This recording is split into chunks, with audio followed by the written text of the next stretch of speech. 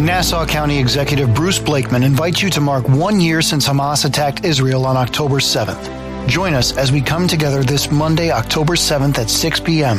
at the Harry Chapin Lakeside Theater in Eisenhower Park. Let's stand together in solidarity with Israel and those held hostage Monday, October 7th, 6 p.m. at Eisenhower Park. For more information, visit nassaucountyny.gov.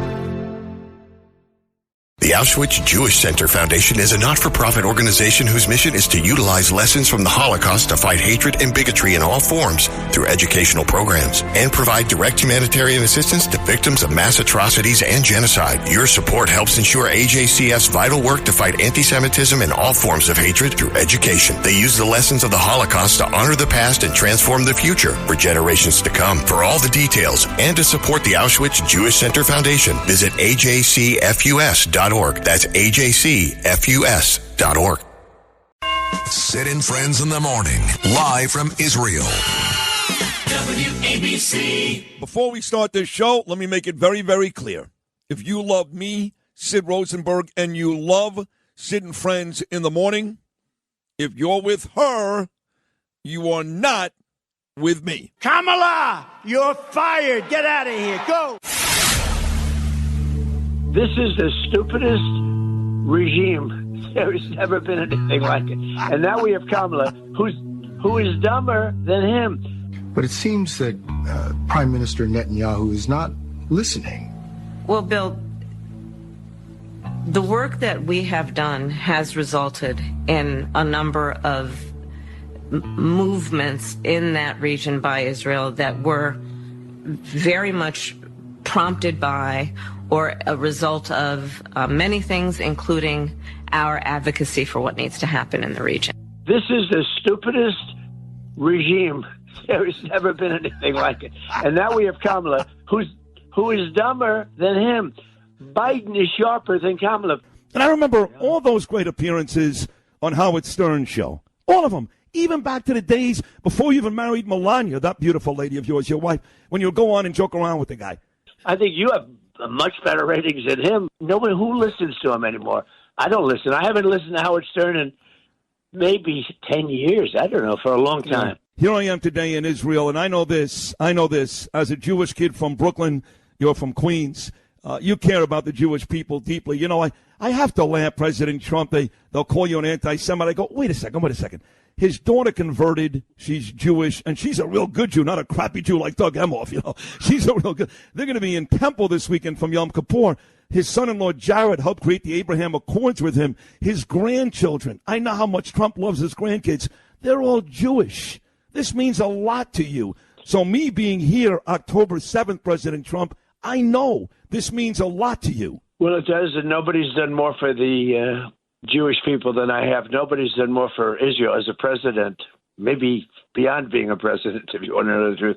Look at what happened with October 7th. October 7th never would have happened if I was there. Sid, it never would have happened, not even a chance if I was there. October 7th was a disaster, and it would have never happened. Flags, flares, and angry threats in Madison Square Park, where hundreds rallied into the evening, protesting the Israeli response to October 7th, determined to shift the focus from a day of solemn remembrance to a day of outrage. This is the day that the result of this day led to genocide. I don't know how it could be an anti-Israel protest on the 1-year anniversary of a massacre of civilians. By demonstrating today, are you condoning what happened a year ago? I think it would be fair to go way back before October 7th of 2023 and look at the history and look at the facts and look at all the proof we have of what Israel has been doing as an illegal settlement. And so I'd ask my Americans who chant that terrible thing, ask yourself, what river and what sea? When you say from the river to the sea, what you are fundamentally promoting and fundamentally celebrating is the end of a Jewish state altogether. We stand with Israel today, and we unequivocally condemn anti-Semitism, whether it's in Israel, the Middle East, or in our own country. And because we want peace more than anything else, and because we'd like to prevent this from becoming a broader regional conflict, we support Israel's right to exist. We support Israel's right to defend itself and to do what it takes to end the war. No days off. Somebody said, "Oh, are you going to rest?" I said, "Rest. I got 30 days. I'm not resting." And we want to win New York, Sid, so you'll be in charge of it. We can. I think we're very close. I'm going to get actually, it done. I'm going to get it done. You get it done. Yeah, we're going to do it. I'm going to get it done for you. So it's just past 5 a.m. here in Israel. I'm already up and already in the gym this morning, getting ready for another big day, going down to the area by the Dead Sea later on this morning, and then big show from JNS.org in Jerusalem. You know what's got me fired up this morning? If I hear or see one more person say, "Bring them home," I'm going to punch them across the face. I can't help it, folks. I mean, it's the dumbest and most insulting slogan. I've said this before. I've made these videos before. I'm doing it again. Puts all the pressure and the onus on Bibi Netanyahu, who's already done an amazing job, by the way, an amazing job outside of October the 7th. And all the powers that be to get them back. The fact is, it should be let them go. Let them go, not bring them home. The onus is not on Bibi. It's Sliwa and Hamas. They've got the hostages. Not Israel. Not us. Let them go. Say it, folks. Stop that stupid Democrat chant. Bring them home. Can't bring them home if they won't give them to us. They've got them. They're not giving them back. That's the bottom line. Let them go.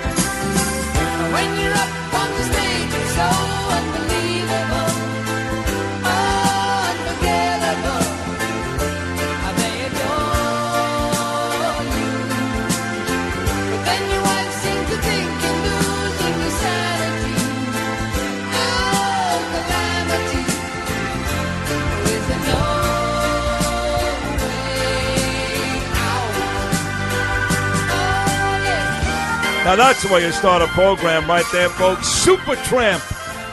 Supertramp, take the long way home. Bring them home, baby. Bring them home. We're a long way from home this morning. A little over 6,000 miles away to be exact. Yesterday, Sid Friends in the morning, which did record numbers, and a lot of that was because of President Trump. I get it. Live in Israel is a huge draw as well. We do well every time we do the shows from here. But Trump being on yesterday was a catalyst for that.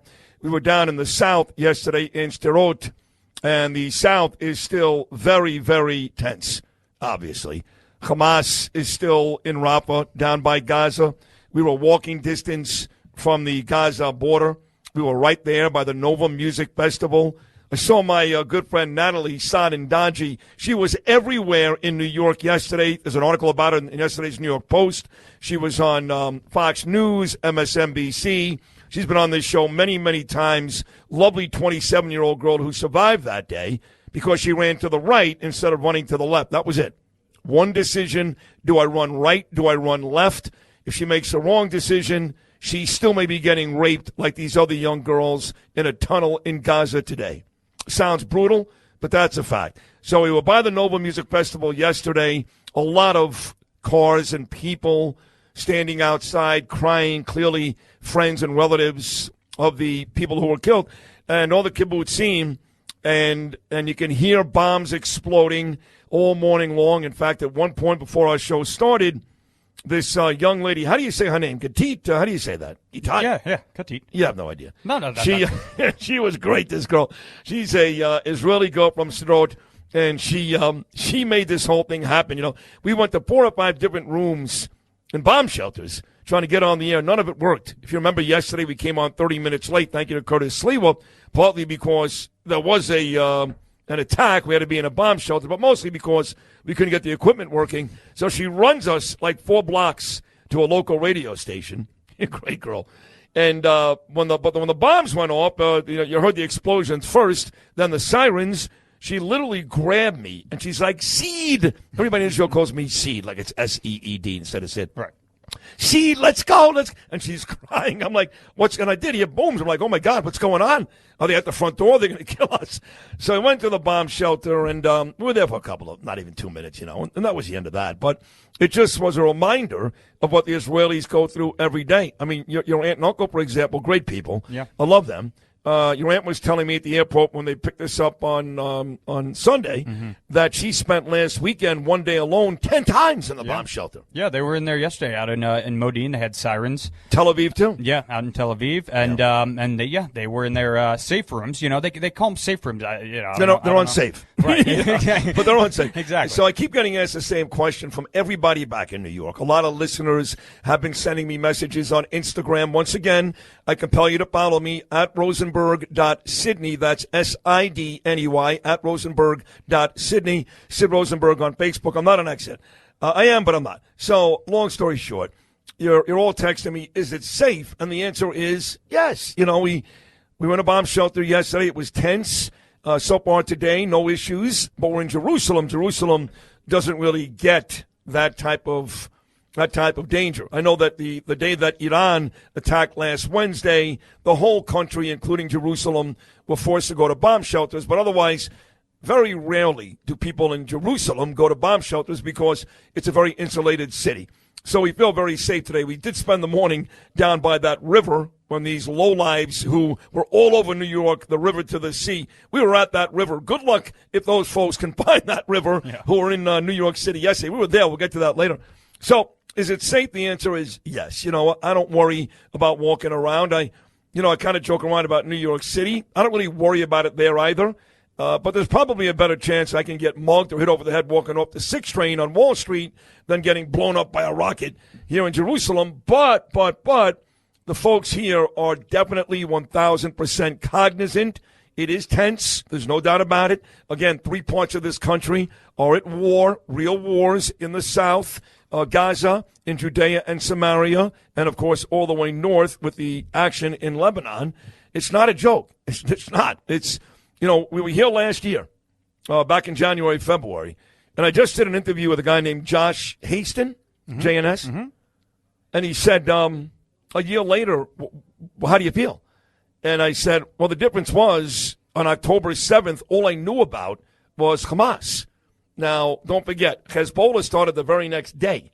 October 8th, Hezbollah started sending rockets into Israel, but October 7th, all I knew about was Hamas. That was enough. Believe me, that was enough. And what we learned, by the way, was it was meant to be a dual attack, a teamed-up effort. They were supposed to do the same day, Hamas and Hezbollah. There was a lack of communication. It was only Hamas. But again, the very next day, Hezbollah started bombing. I had no idea how much was going on. And the difference is, we talk about 9/11, okay? 9/11 was not a one-day affair in that people are still dying 23 years later from the toxins in the air. But we didn't get hit again by the terrorists after 9/11. They're still fighting this war every day. And now we thought it was one front on October the 7th, and now it's 3. And that doesn't include the rest of the countries in the Middle East, and quite frankly, our country that couldn't care less about Israel. Couldn't care less. So, to be honest, it's, it's worse than we thought it was last year, but it's still beautiful. I told Josh this morning, I said, you'll be hard-pressed to find a people in any city, any state, any country in the world that have better spirit than the Israelis. They're smiling, they're happy, they go about their business. Our kids, for example, and Danielle and I are great parents. We really are. We've got two wonderful children, Ava and Gabriel. But there is a sense of entitlement in the United States that no other country can rival. No other country. They don't have that here. Kids here, they go to school, they go to work, they don't expect anything. They're studying Chumash. They're not on their computers playing silly games, It's just a completely different people. They are appreciative of what they have.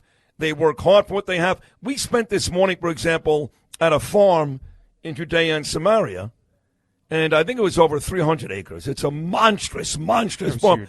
Huge. It's miles and miles long. And the husband is actually fighting in Lebanon. He's not there. But the wife was there. Her name is Nam. She's a lovely lady. I loved her. They got like 9 kids, and then I think 7. And then they take other kids in, some troubled kids, just some kids who want better lives, and they work on the farm.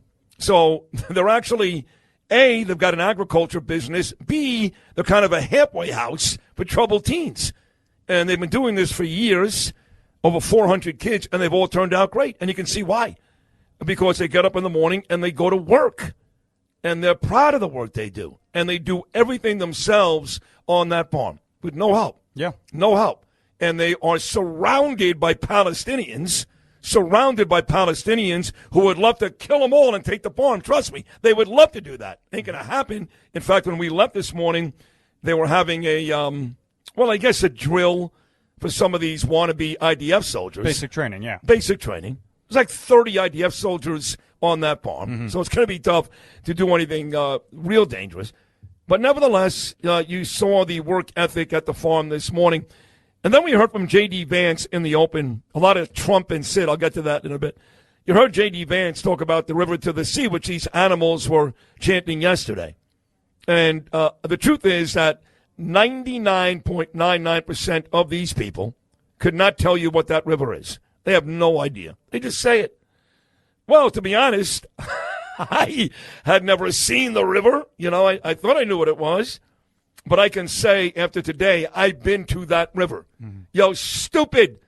You stupid. You want the river to the sea. I was at that river this morning. In fact, that river serves as, it's the holiest water in the world.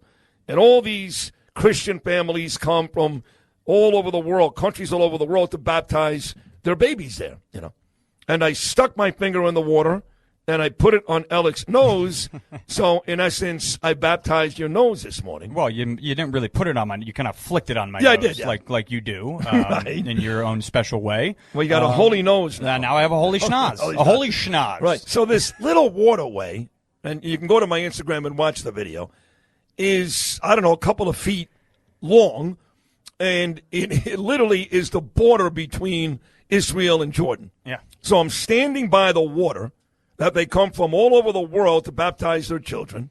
The water, and then you get this little bit of water, and then there's Jordan. I mean, right there. Yeah.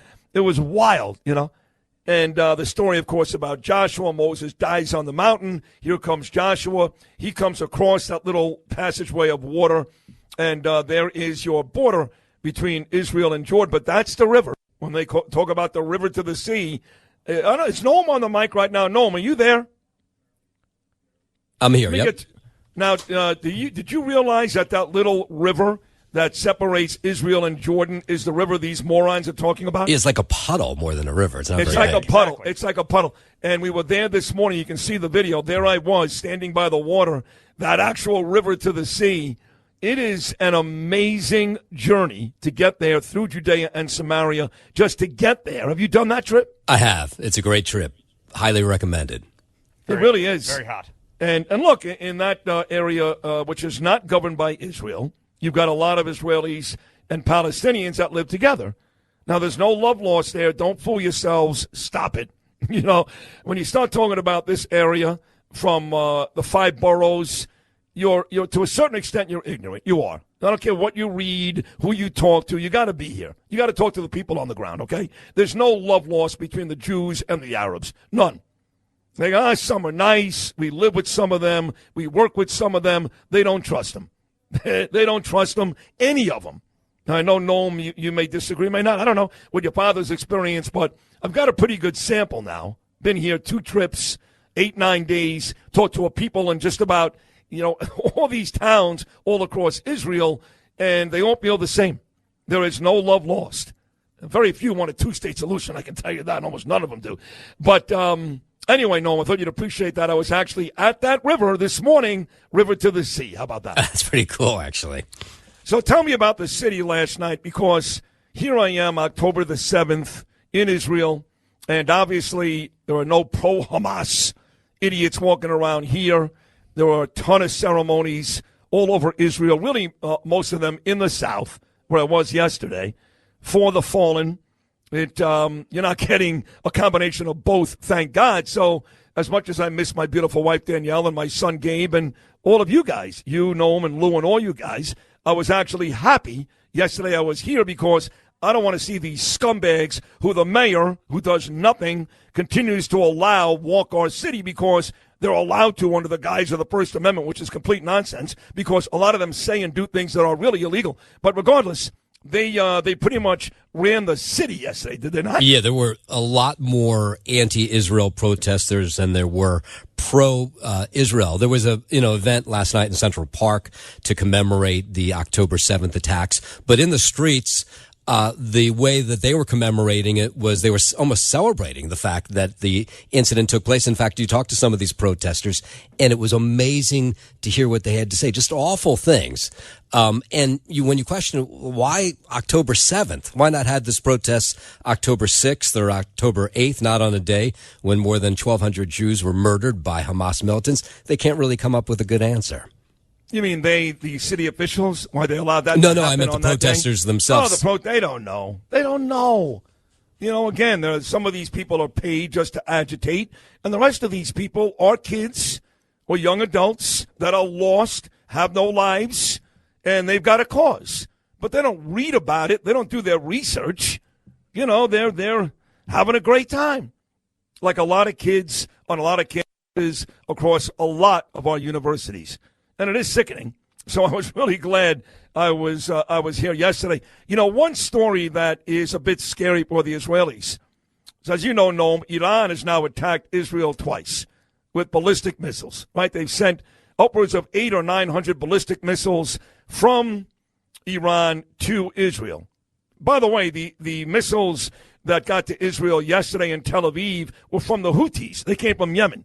So we're getting bombed and rocket attacks from everywhere. It's Lebanon, it's Yemen, it's Gaza. They're coming from everywhere. It's amazing. In fact, when you got to the farm this morning, first thing we saw when we pulled up is a rocket that landed right outside the farm. It was nuts. But at any rate, so they're bombing from everywhere. But Iran, it is frustrated because they've had these 2 massive missile attacks. They haven't hurt one Jew. They haven't killed one Jew. You know that, no? One Bedouin kid died. And last time, ironically, a Palestinian was killed when one of the Israeli rockets that destroys the opponent's rockets fell on him. So 2 major attacks, not one Israeli dead. And they're getting frustrated. And they really believe, according to the people here in Israel, that God is on Israel's side. They're buying that. So now they're desperate. So now what? Well, we know that Iran has been working on nuclear weapons, making nuclear weapons for years. And it was our own Secretary of State, Curtis Sliwa, broke this. Good job by Curtis. Anthony Blinken, back in July, that said they're a week or 2 away. That was July. So you got to think by now they've either got them or they're really close. And Noam, you remember, a couple of weeks ago, Iran said they went through an earthquake over a 4.0 on the Richter scale. The ground shook. Now they're saying, that was no earthquake. They actually were testing the weapons. Makes more sense, right? Here we are. They can't wait to unveil a nuclear weapon. And I'm not saying they're going to use it tomorrow on Israel, but the more ballistic missiles that don't kill, the more missile attacks that are laughed at by the rest of the world, the closer Iran gets to doing something over the top like like a nuclear attack. Agree or disagree? Yeah, I mean, it's incredibly frightening to think that they would have any sort of nuclear power whatsoever. And look, the world. But you know that story. They said it was an earthquake, and now they're saying no, they actually detonated a nuclear bomb underneath the ground. I read that, and of course, the world's waiting to see how Israel is going to respond to that attack of the missiles coming their way. We don't know what they're going to go for. Right? There's talks of going for the oil fields, for going for that nuclear power, something else. We don't know. No, we don't know. I would hope that Bibi does both. I would love to see Netanyahu go after the oil and the nuclear facility. So we'll see. We got a long, big show coming up today. We got a ton of really great guests. I mean, great guests. So we'll take our first break of the day. Once again, want to thank our very good buddy Alex Traiman. He's the CEO of JNS.org. Folks, you want information on Israel? You want to find out what's really going on here politically in these cities, what Jews are really going through? There's only one place to get that information, JNS.org. And we are live this morning and Thursday from their beautiful studios right here in central Jerusalem. So we'll take our first break of the day. 6 or 7 great guests stopping by. Sid Friends in the morning. Day 2 from Israel on this huge epic week. Remembering October the 7th yesterday. Yom Kippur coming up over the weekend, and maybe Bibi Netanyahu on this program at some point this week. You got to stick around, folks. Day 2 in Israel coming back at you. In the shadow of the cargoes, I take you one time. We're counting all the numbers down to the waterline. Well, me and Mrs. on the doggy stairway. Friends' kisses in the darkened doorway. Foghorn blowing out a wild and cold. The policeman, he shines a light on my shoulder.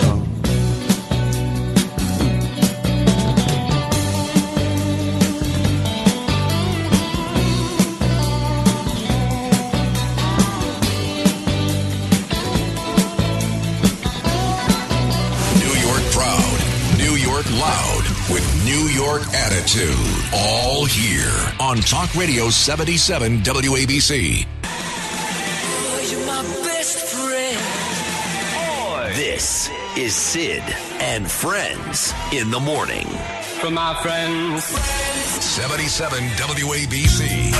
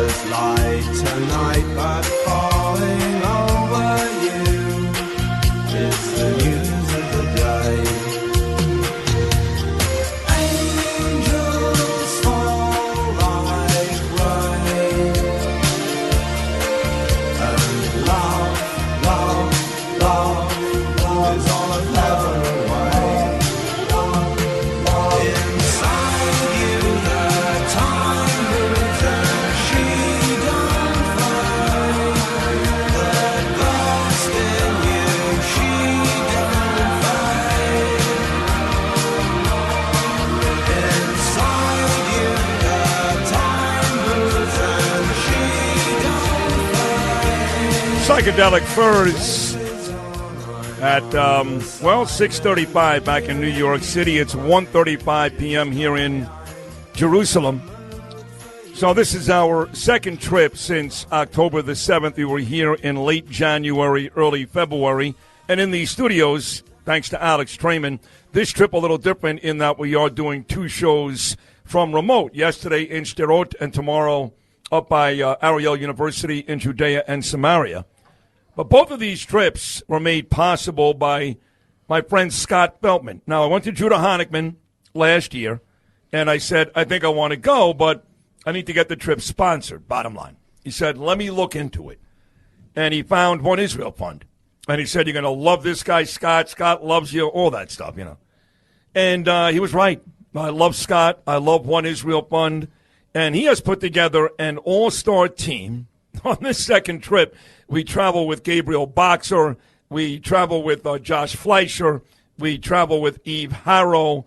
Tomorrow, Michael Rappaport will be here. Am I missing anybody else? Mark. Oh, Mark Provisor, right. We travel with all these amazing folks that live in Israel, although Gabe is a New Yorker, Nassau County guy. And it's been an incredible 2 trips. So let me start by saying thank you for sending us here not once but twice. And, you know, it ain't going to end it too. So get ready for a third time. Oh, we are ready. Trust me, we are ready. I already offered it to you. And I want you to know this is the first time I'm here with you, and it's just so amazing to see it through your eyes. So as we're going to these different places and then listening to you talk about it, it's like I'm experiencing it for the first time in certain ways as well. And this is my life, and I've been doing it now, running this organization for 17 years. Wow. But to see it through you, it's worth every penny. Oh, that's very nice. So you're also a Nassau County guy, right? No, unfortunately, I live in the city. Oh, you live in the city? Yeah, I'm in Far Rockaway in Queens, so my votes don't count. Oh, so you live by, I'm in Bell Harbor. Correct. Right, okay. So, but you live in the city? I live in the city. Okay. For some reason, I thought you lived in Nassau County. No, so our office is in the 5 towns. That's what it is, right. 5 towns. So you live in the city, but you come back and forth to Israel about 4 times a year? You've got kids who live here? I have a son who's here. My daughter was here last year. I've had kids here almost nonstop for the past 5-6 years. Right. Until the war, I used to come 4 or 5 times. I've been here now, I think, 7 times this year. 7 times. Yeah. Wow. So 17 years ago, Yep. what happened in your life that you decided, I'm going to devote a lot of my time and efforts to an organization to help a specific part of Israel? We were there this morning and tomorrow, Judea and Samaria. What happened? So I fell into it actually back in 2001. A close friend of mine was running the organization and hired me to work under him. And I did it for 3 years during the Intifada, which was a very interesting time to be working here. Yeah, I would say that. The first project that was handed to me was a children's bulletproof vest campaign. And we were raising money to have like an area in each community where you could sign out children's vests when they went on the roads because there were so many drive-by shootings in those days. God. So they would go to the gatehouse and they would sign out the vests. And they had this game that they used to play with kids in the car called Turtle. So if the parents would yell Turtle, the kids would have to pull all the extremities into the vest as much as they could. Oh, my God. In order to protect them. That was the first project I was given back in 2001. So you understand a little bit my God, absolutely. what's going on. Sure do. And we were doing armored vans to transport special needs kids to school because you don't have schools in every community and they have to go on the roads. So we did armored vans. They were shot at many times, and thankfully nobody was ever lost in those vans. So that was my intro to One Israel Fund. Wow. But we didn't have kids at that time, and I think my first daughter was born right before that, and the travel was taking a tremendous toll on me. I was flying to every state in the country, in the States, talking about this campaign. We did it through a lot of schools. And my wife turned to me one day and she said, I didn't sign up to be a single parent. Oh, boy. So I left One Israel Fund in 2004. Oh, you left? I left. I took a different job. And then 3 years later, they came calling me and asking me if I wanted to take it back over. And you said, honey, I love you, but I'm taking One Israel Fund this time. Get used to it, baby. And then I had at that time, now I was up to 3 kids. 3 kids. Now you have what? 6? 4. 4. Okay. So the One Israel Fund that I have gotten to know is an organization that is spending a lot of time, money, and efforts in Judea and Samaria, which the folks back in New York call the West Bank. I hate that. Right. I hate that almost as much as bring them home. Almost. But not as much. And settlements. Settlements, too. All the lies. All the lies, right. All these lies. So what is it about Judea and Samaria that makes you get up every day and make sure that part of Israel is well? The history of the Jewish people began in Judea and Samaria.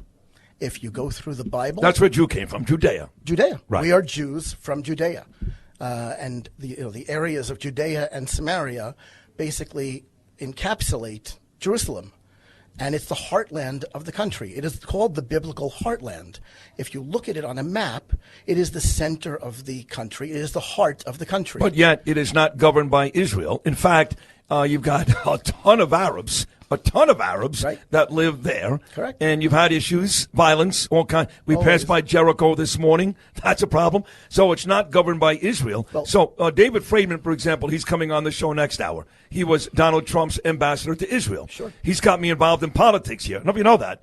But we're actually running in the World Zionist Congress. Correct, the WZC. Right. Under one Jewish state, which is the name of David Friedman's book. I'm a delegate. So he says, look, no two-state solution. We tried that. It has been proven time and time again. That's just not going to work. He wants Israelis and Arabs to coexist, but he wants the power to be with the Israelis. What do you think about that? So he just recently did an event with us in New York at the TWA Hotel. That was right after the Trump county rally. Yeah, I'm supposed to go to that. Exactly. But I couldn't make it. So he made a comment that has stuck with me since that night. And he said, nowhere in the Middle East has a minority population received more benefits and opportunity, and Israel doesn't get enough credit for it. Wait a second. But I thought we were colonizers. Isn't it crazy? I thought we were terrible people. I've got people at my own station who are very smart people, smarter than me, who I love dearly, who are so stupid and ignorant. They haven't been here. They don't talk to people here. It's ignorance. I don't think it's stupid. No, I think it's stupid. Ignorance. It's stupid. And they have to come here. Right. Like you did. Right. Because you can't tell the people in New York what's going on when you're in Brooklyn or Staten Island. You got to be here. And you go to hospitals, and you're served by nurses who are Arab and doctors who are Arab, and you go to the Knesset, and there are Arabs in the Knesset, there are Arabs in the Supreme Court, and lawyers everywhere. Right. And, the Arab citizens, and we don't get enough credit for it. We have integrated them Enough credit. and given them every right that the Jews have. The Israeli citizens. I mean, you have the Arabs who are under the Palestinian Authority, and that was a decision that was made to give the Palestinian Authority control over the Arabs living in those areas. But the Arabs who are Israeli citizens, and not just the Arabs, the Christians and the Yazidis and the Druze, they have full rights in this country to health care, to everything. Everything. Pensions, welfare, Social Security, whatever the equivalent is. You know what would be nice, though? We'll wrap this up, but I know you have to run to a big event today. You live in the city. Yep. So thank God, Scott, you and I were together here in Israel yesterday. Yeah. We didn't witness any pro-Hamas nonsense. Right. Everybody here was concerned about the people who were innocent people who were raped and tortured and murdered October the 7th, right? Right. But you live in the city. You see this nonsense. Yeah. And it's ugly. It is ugly. The mayor throws up his hands and says, hey, freedom of speech. I can't stop them. The police, I love the NYPD. I love those guys. Believe me, they want to bash these mother effers over the face. Trust me. But they can't do it. So these people, on a day like yesterday, never should have been allowed to leave their house, let alone take over New York City. Do it on the 8th. Do it on the 9th, not on the 7th. Does that not make you nauseous? The whole thing makes me nauseous, and I don't want them to do it on the 8th or the 9th either. Right. I mean, it's so sad what's happened in the country, in your city, in our city, in every city, in cities around throughout the entire country. Yeah. But you come here and you see the Israelis who are strong and proud, but as you said, they're happy. It's one of the happiest places on earth. It's crazy. 95% of the time, it's an idyllic place to be. And 5% of the time, unfortunately, we have to deal with terror. You could die. But you could do that in the subway system in New York City, too. That is true. But, working for One Israel Fund and on behalf of those communities in Judea and Samaria that you're seeing, and being able to take somebody like you to see those communities and meet the people, it's all about the people. And when you meet the people, you realize they just want to live their lives, and One Israel Fund is here to make sure that they can. And we give them educational projects and recreational projects and medical projects, a lot of, unfortunately, civilian security equipment to keep them safe. And we're building communities and building a future for not only the Jews living there, but we talked about this, we're building a medical center that's going to benefit the Arab population as well. Right. You said it this morning on the way back. You pointed it out to me. You said, hey, look, we're not leaving. They're not leaving. Let's help each other. Let's figure out how to make this work. Would it be nice if one of these pro-Hamas morons heard you say that? They're not leaving. We're not leaving. Let's help each other. And that's how most Israelis approach this. Just build a better future. That's it. Well, you are an amazing person. You are. You're such a sweet guy. The One Israel Fund is a great organization. I'm proud to be hooked up with you guys. Hopefully this will be a lifelong team, all of us. So Justin and I love it, so thank you so much. We are so honored. It's such a pleasure to be here with you. Thank you. Thank you. Thanks so much. And you let me use your gym in your hotel this morning. Absolutely. So I was there at 4:45 pumping iron. There you go. How about that? I'm impressed. And then I ended up pumping iron at the farm, at Nam's farm. Correct. And you took off your shirt a number of times, so we know it's working. Yes, I did. Yes, I did. I've got a beautiful body for a 60-year-old guy. Thank you very much for everything. We do love you, and we can't wait to do this again, but we got more work to do this trip, and we'll see you again later on tonight. And the feeling's so mutual. Take Thank care. you. That is the great Scott Feltman, ladies and gentlemen. One Israel Fund, and we are very, very fortunate, Sid and Friends in the morning here at WABC, to be hooked up with his organization. They don't come better. We'll take a short break. So lots more to do. Curtis Sliwa was going to stop by today, as always. The ambassador, we just mentioned him, David Friedman. He's going to be here. Judge Jeanine Pirro, she's going to be here. Alex Traiman, he's going to be here. A lot of big-name guests. Keep it right here. Day 2, Sid from Israel.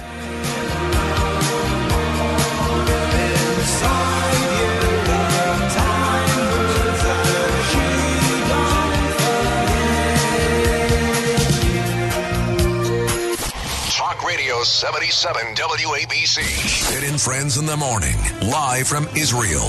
77 WABC.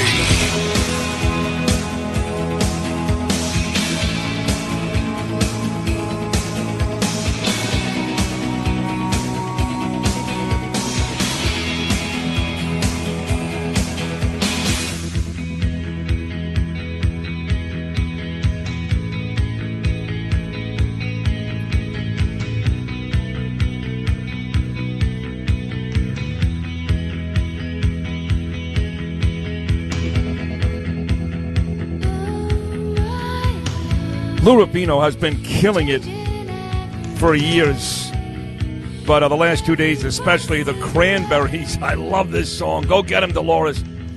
I got to tell you, we're in the JNS studios, and we're hungry. You know, the days are different here. You know, in New York, I get up in the morning, and Jean picks me up at about 4 a.m. I get to the city about 10 to 5, have my cup of coffee and my Bill O'Reilly not woke mug, and talk to you guys at 6. Here, because it's a 7-hour difference, we don't come on the air till 1 p.m. We're out all morning long touring. Yesterday down in the south, today Judea and Samaria. So by the time I hit the air here, I've got a full day, unlike New York, where I start the day. So we're hungry. So I ate before the show, but Justin didn't have time. So there's a great burger place, Kosher Burgers downstairs. We ate there last time, 3 out of the 4 days. And Justin is eating his burger, we're right next to each other. You know, he's right in front of me. Mm-hmm. And you're just the most disgusting person I've ever seen. Well, okay. What was hanging out of your mouth? That was not a fair bite. The bacon was well, how do you get bacon in Israel on a burger? It was too fatty. It was too fatty. And you let it fall out of your mouth. No, it just wouldn't rip. How'd you get bacon in Israel on a burger? They insisted. They figured that I would want it on there. It's not even really bacon, to be honest. It's no, it can't be bacon. It's more like roast beef. It's not even a real cheese on that burger. There's there is. You're just bro. It's like having a Diet Coke. You're licking your fingers. I mean, come on, man. Don't eat in here when I'm on the air anymore. You're eating in here. I don't eat like that. Yes, you do. No. You are foreign. Oh, please. You're like a 4-year-old. There are instances where you'll have cream cheese smeared on your face. That for, does for happen. 2 out of That's the fine. 4 hours. But you have food falling out of your mouth. You're licking your fingers. You got sauce on your face. Well, I gotta eat. You're gross. And now tonight, we've got this huge dinner. Right. So I'm not allowed to say, John Katzmatidis, you'll be proud of me. I haven't told people what hotel I'm staying at. I'm not allowed to say who we're having dinner with because these people are as big as it gets in Israel. That alone is crazy. Mm-hmm. The fact that they reached out because they heard I was coming is even crazier. They're best friends with Bibi Netanyahu. They're his biggest donor. They're also huge donors for President Trump. So we have a dinner right after the show in Jerusalem. And I don't know how you're going to go to this dinner. I'll conduct myself accordingly. I just don't see it. Okay. I don't see it. You need to go back to that pizza place you went to last night. No. Yes. No. That was good pizza last night. That was great. What was the name of that restaurant? Good question. But Kevin was the owner. Kevin, and he's got 2 restaurants here. He's got one in Efrat. Mm-hmm. He's got one in Jerusalem. But the best part of the story is he's got one on 34th and Madison in New York City. Right. So he goes back and forth. And I'm going to start going there because he's got great food, great salads, great pizza. He had and also a chocolate pizza dessert, not Nutella, chocolate pizza. It was unbelievable. So anyway, we're done with hour number 1. We got a huge hour number 2 about to come your way. We missed out on Curtis yesterday, although Curtis actually hosted the first 30 minutes while we were stuck in a bomb shelter. No bomb shelter today, but odds are very, very good. We'll be back in the bomb shelters tomorrow. We'll be up in Judea and Samaria. There is a raging war going on there as we speak. Kind of safe in Jerusalem today and Thursday. Yesterday, bomb shelter in the south. Likelihood bomb shelter tomorrow. But Curtis filled in for the first 30 minutes. He did a great job as always. Curtis is coming up next. And Donald Trump's former ambassador to Israel, the great David Friedman, on his way, ironically, to Israel this morning. Big 7 o'clock hour about to come your way after Noam with the news.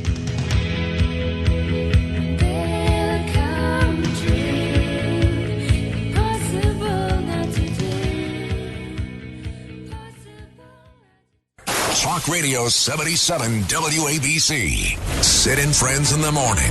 Live from Israel. 77 WABC.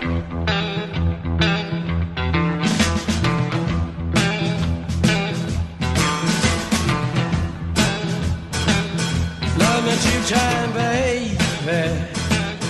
Love me twice today.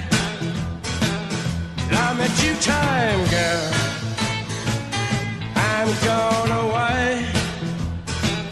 Love me 2 times, girl.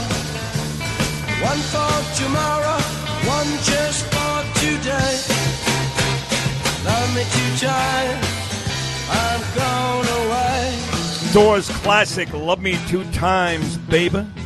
Hour number 2 here from Israel. Day number 2, it's 2:12 in the afternoon in Jerusalem. I know it's 7:12 back home. You know, before I get to Curtis, so we made our way this morning down to right by the Dead Sea. And it's in terms of elevation, it is the lowest point anywhere in the world. My ears popped on the way down there. And then we made our way to the Jordan border, Israel-Jordan border. And when these animals yell and scream from the river to the sea, they have no idea what river they're talking about. I was in that river today. Literally had my hand in that river. And it separates Israel and Jordan maybe 10 yards. That's it. But what struck me was, and there's a video of this. You can check it at my Instagram, at rosenberg.sydney. That's at rosenberg.sydney. Or my Facebook, Sid Rosenberg, was there were 2 young girls, young cute girls like my daughter, you know. In fact, they were younger. Ava's 20. These 2 girls were both 19. And they were the soldiers that were guarding the border between Israel and Jordan. Now, there's not a lot of violence there. Every once in a while, you'll read a story that somebody was shot or killed, but nevertheless, 19-year-old girls. And yesterday, we were at the graveyard for cars that were literally blown up by RPGs as they tried to run away by Hamas back on October the 7th, and they were having like this little training course. They were all young girls and young guys. Justin, they were kids. They were younger than Ava, no? Yeah. Unbelievable. I mean, the guys walking in, you know, there were a couple of bearded fellas, but for the most part, man. Kids, yeah. Kids. 18, they 19. They can't wait. They cannot wait to go into service and protect their country. Yeah. I mean, listen, I hate people who crap where they live. You know, I love this place. You live in America. It's still the greatest country in the world. But you look at some of the things that these people do in this country, and you can't help but notice how pathetic and how weak and what a bunch of pussies Americans actually are. Yeah, the nationalism here is at a completely not even different close. level. Not even close. Yes. Now, One guy that's not a pussy is Curtis Sliwa.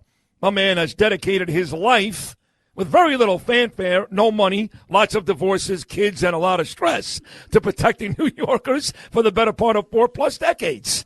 He is a legitimate hero. Plus, he's a great radio guy, and he helps me all the time on this show every day and filling in yesterday. And I felt badly, Curtis, that I missed you yesterday because I've watched the video of Governor David Patterson and your son, who I love that kid, Anthony, just getting pummeled on the streets of New York. So let's start right here before we get to how lousy the streets are. How is Anthony? Anthony is recovering. As you saw in that video, this is a gang attack.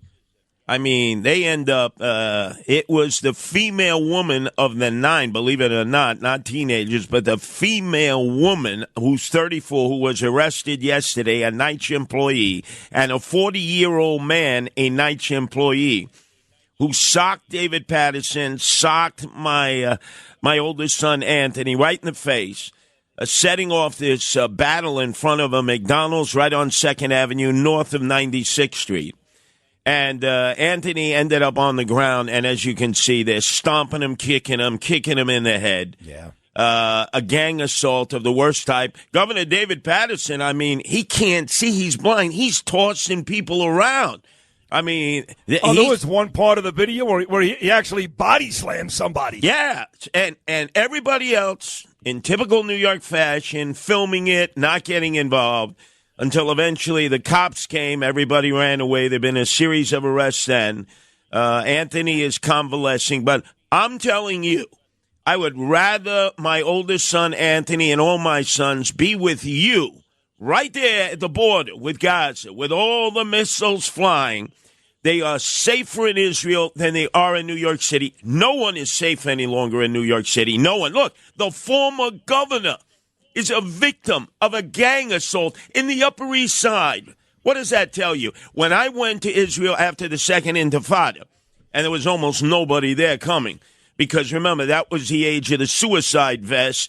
The Israelis hadn't built up the walls yet to keep them out. They were coming in, the Saboros, they blew up. People died in there. They were on the double-decker bus. Boom. They blew up those suicide vests that they were wearing, the Palestinians. And I remember doing live broadcasts from there. Again, I said to the people then, I'm safer in Jerusalem, I'm safer in Israel from the Golan Heights to Eilat than I am back in New York City. And that's a fact. Nobody can argue that. Nobody. I don't disagree. And above and beyond the safety issue, and again, you know how much I love Anthony. He loves me. He's a great kid. I'm happy he's going to be okay. And I can't really watch the video because it upsets me. But above and beyond the safety issue, Curtis, the fact that we don't stop anything, that everything is okay under the guise of the First Amendment, that on October the 7th, when these animals clearly raped and tortured and murdered people, you may be a pro-Hamas idiot. You may think, you know what, they had it coming. You may think that, which is really grotesque. But regardless, on that day, how does Eric Adams stand in front of his Jewish folks, giving them big checks during Jewish Heritage Month at Gracie Mansion and go, I'm here for you? How does he do that when the city is overrun by people supporting murder, rape, and torture on that brutal day? And let's bring it fully back to square one when you took the stand with other Jews and Gentiles up at Columbia University, where the rabble were at it again yesterday, there and other places in New York City. You took a stand. Rappaport took a stand. Elected officials took a stand with you. And where was the mayor jetting off to Rome for a sit-down with the Pope, who was praising him for allowing illegal aliens into the city? Now, when you say, what is your role as the mayor? It's to keep people safe. Jews under attack. A rabbi on Columbia University saying, Jewish students flee. Don't come back to the campus. You're being targeted. His job was he should have been on that campus. He should have been there with the NYPD, assuring everybody if you have a Jewish child going to Columbia University, they will be safe and secure. He didn't do that. He's good with the rhetoric, Sid. You've seen that before. He just doesn't deliver. That's why I call him the swagger man with no plan. He never has a plan to deal with these problems. And look, the fact is he's under investigation. That approval rating, I think the last time you told me a couple of days ago, Curtis, it was like 26%. So I don't know. I don't think he's going to prison. I really don't. No one does. Maybe one or two people. But I really don't see how you can take his political career seriously anymore. Not because he's been indicted. My guy Trump is going to win. And they indicted Trump 5 times. It's just that no one likes this guy. Democrats don't like him. Republicans don't like him. Everybody I talk to admits from both parties that the city is gross. It's a mess. He can't recover from this politically, can he?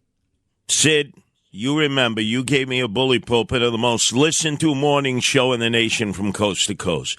For years, I have warned you about the Jolly Rogers flying over City Hall, that it was run by a group of pirates, and that Eric Adams was Captain Hook. Now we see the pirates abandoning ship. They're all jumping ship, and they're getting out of there as quickly as they can, or they're being fired because the feds are going to come rolling in with another series of indictments. And you would think there would have been a mutiny of some type. Somebody would have said, we can't continue to do this. Everyone's getting wine, dined, and pocket lined. Everybody has a side hustle. You remember, Sid, they called me liars. They said I was making things up. Have you heard any of them stand up and said, we should have listened to Curtis? We should have listened to Curtis. He was the Paul Revere. He warned us. No. Now it's like on to new business.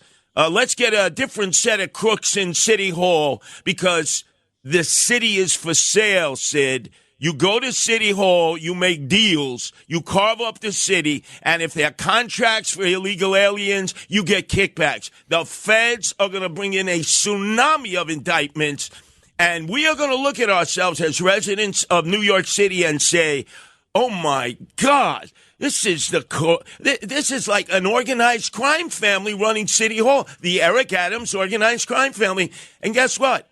He's hanging on because his complexion is his protection. Remember that. His complexion is his protection. He's saying, I'm black, you can't touch me.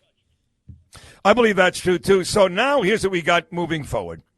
You ran for mayor last time. You obliterated Mateo on the Republican side. You got beat by Adams.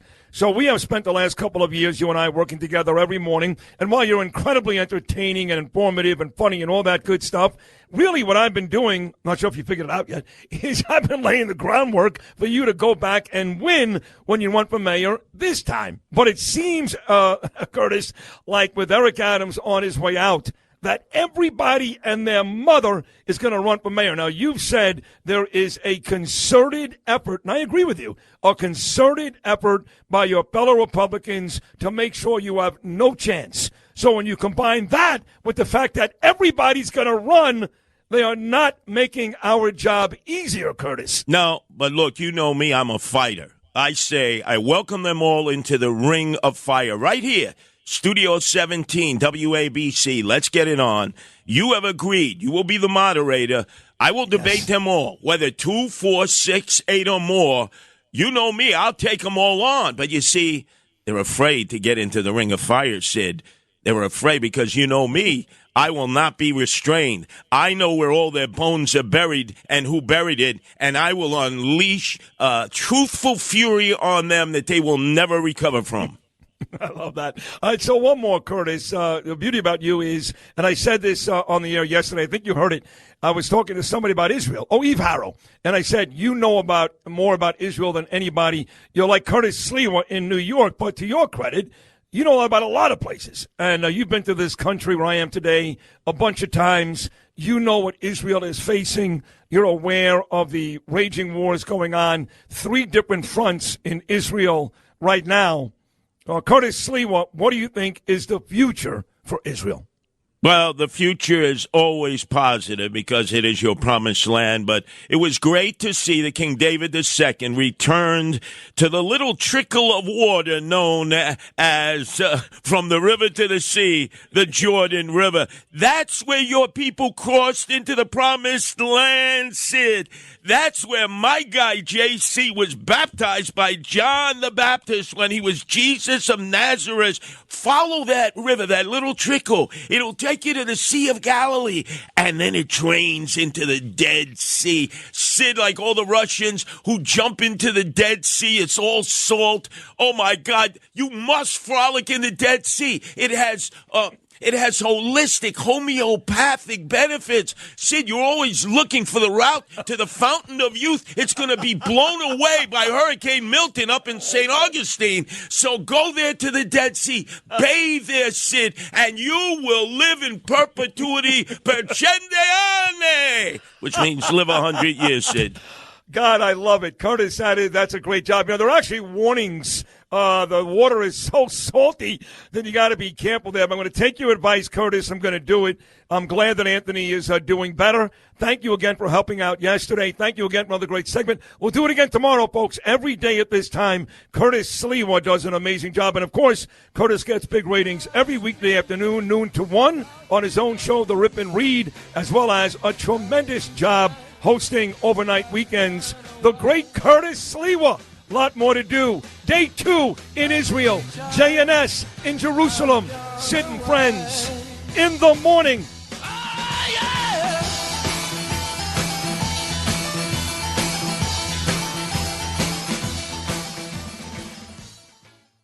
This is Sid and Friends in the morning. Entertaining and informative. You're my best friend. 77 WABC.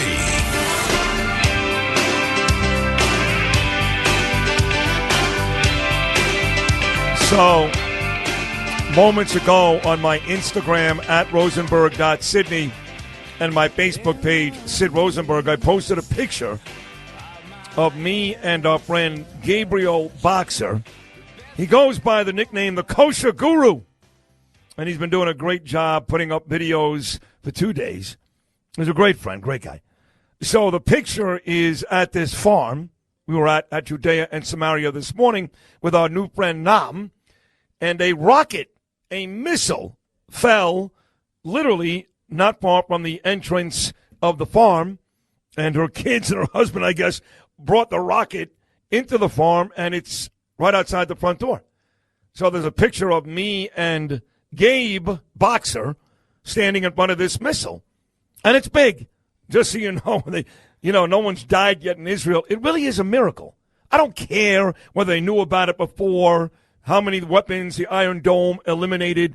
These are big, big, big, big missiles falling at incredible rates, and no one died. So I will say this. This trip has been epic already. Yesterday down in the South, President Trump on this show for nearly 30 minutes yesterday. Hopefully, Bibi, before the end of the week, we're going to meet with President Herzog coming up in a one-on-one on Thursday night.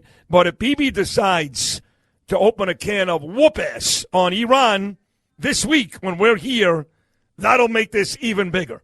And I want him to do it. I want to blow up their oil fields. I want to blow up all their nuclear facilities. I want to level those bastards.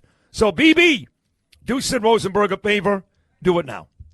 A lot of folks say that where we are today with these animals running the streets, pro-Hamas animals, and what we see around the world, very reminiscent of what we saw in the 1930s, which, of course, brought us to Nazi Germany.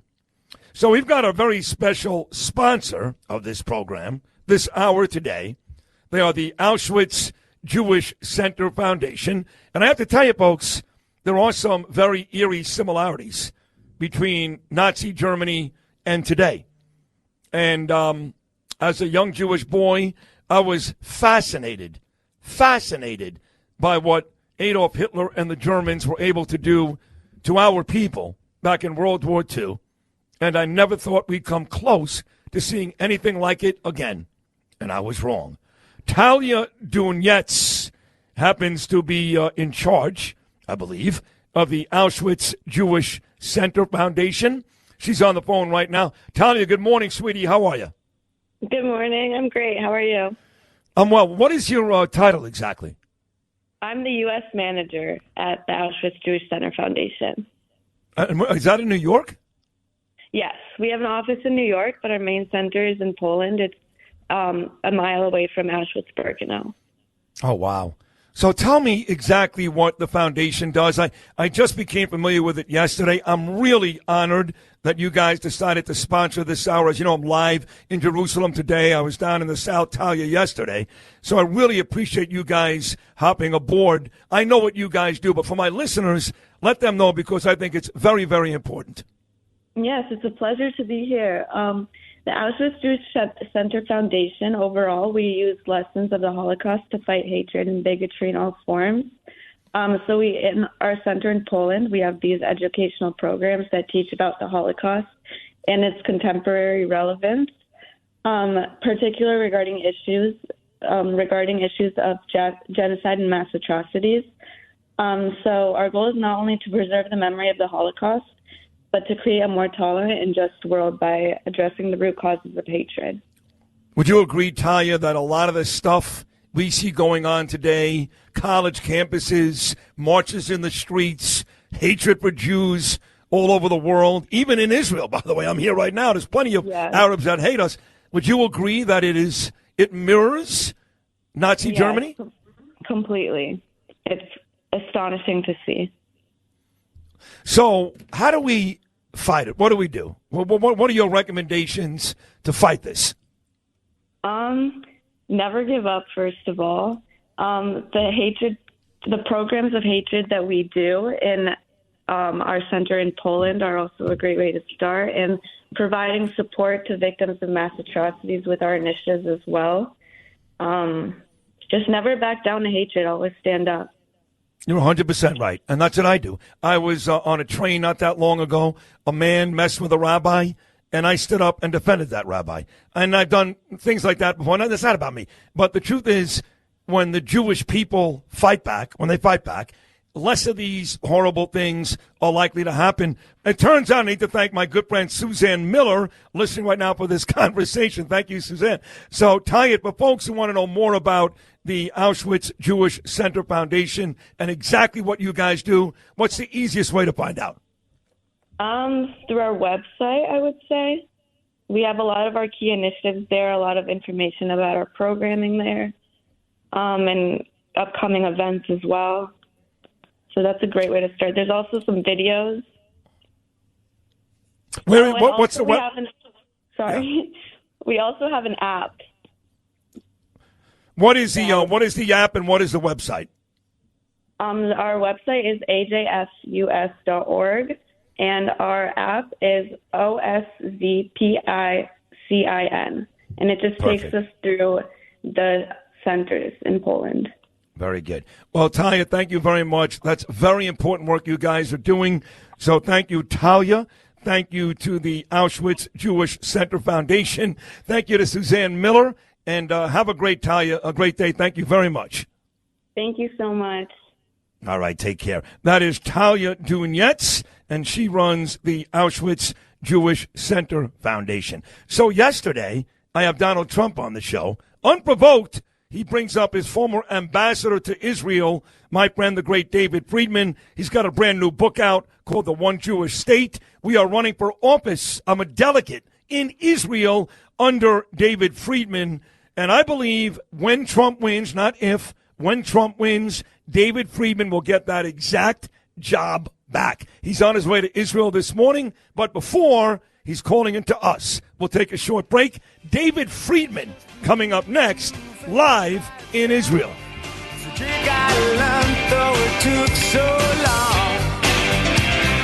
Bitter tears, taste so sweet.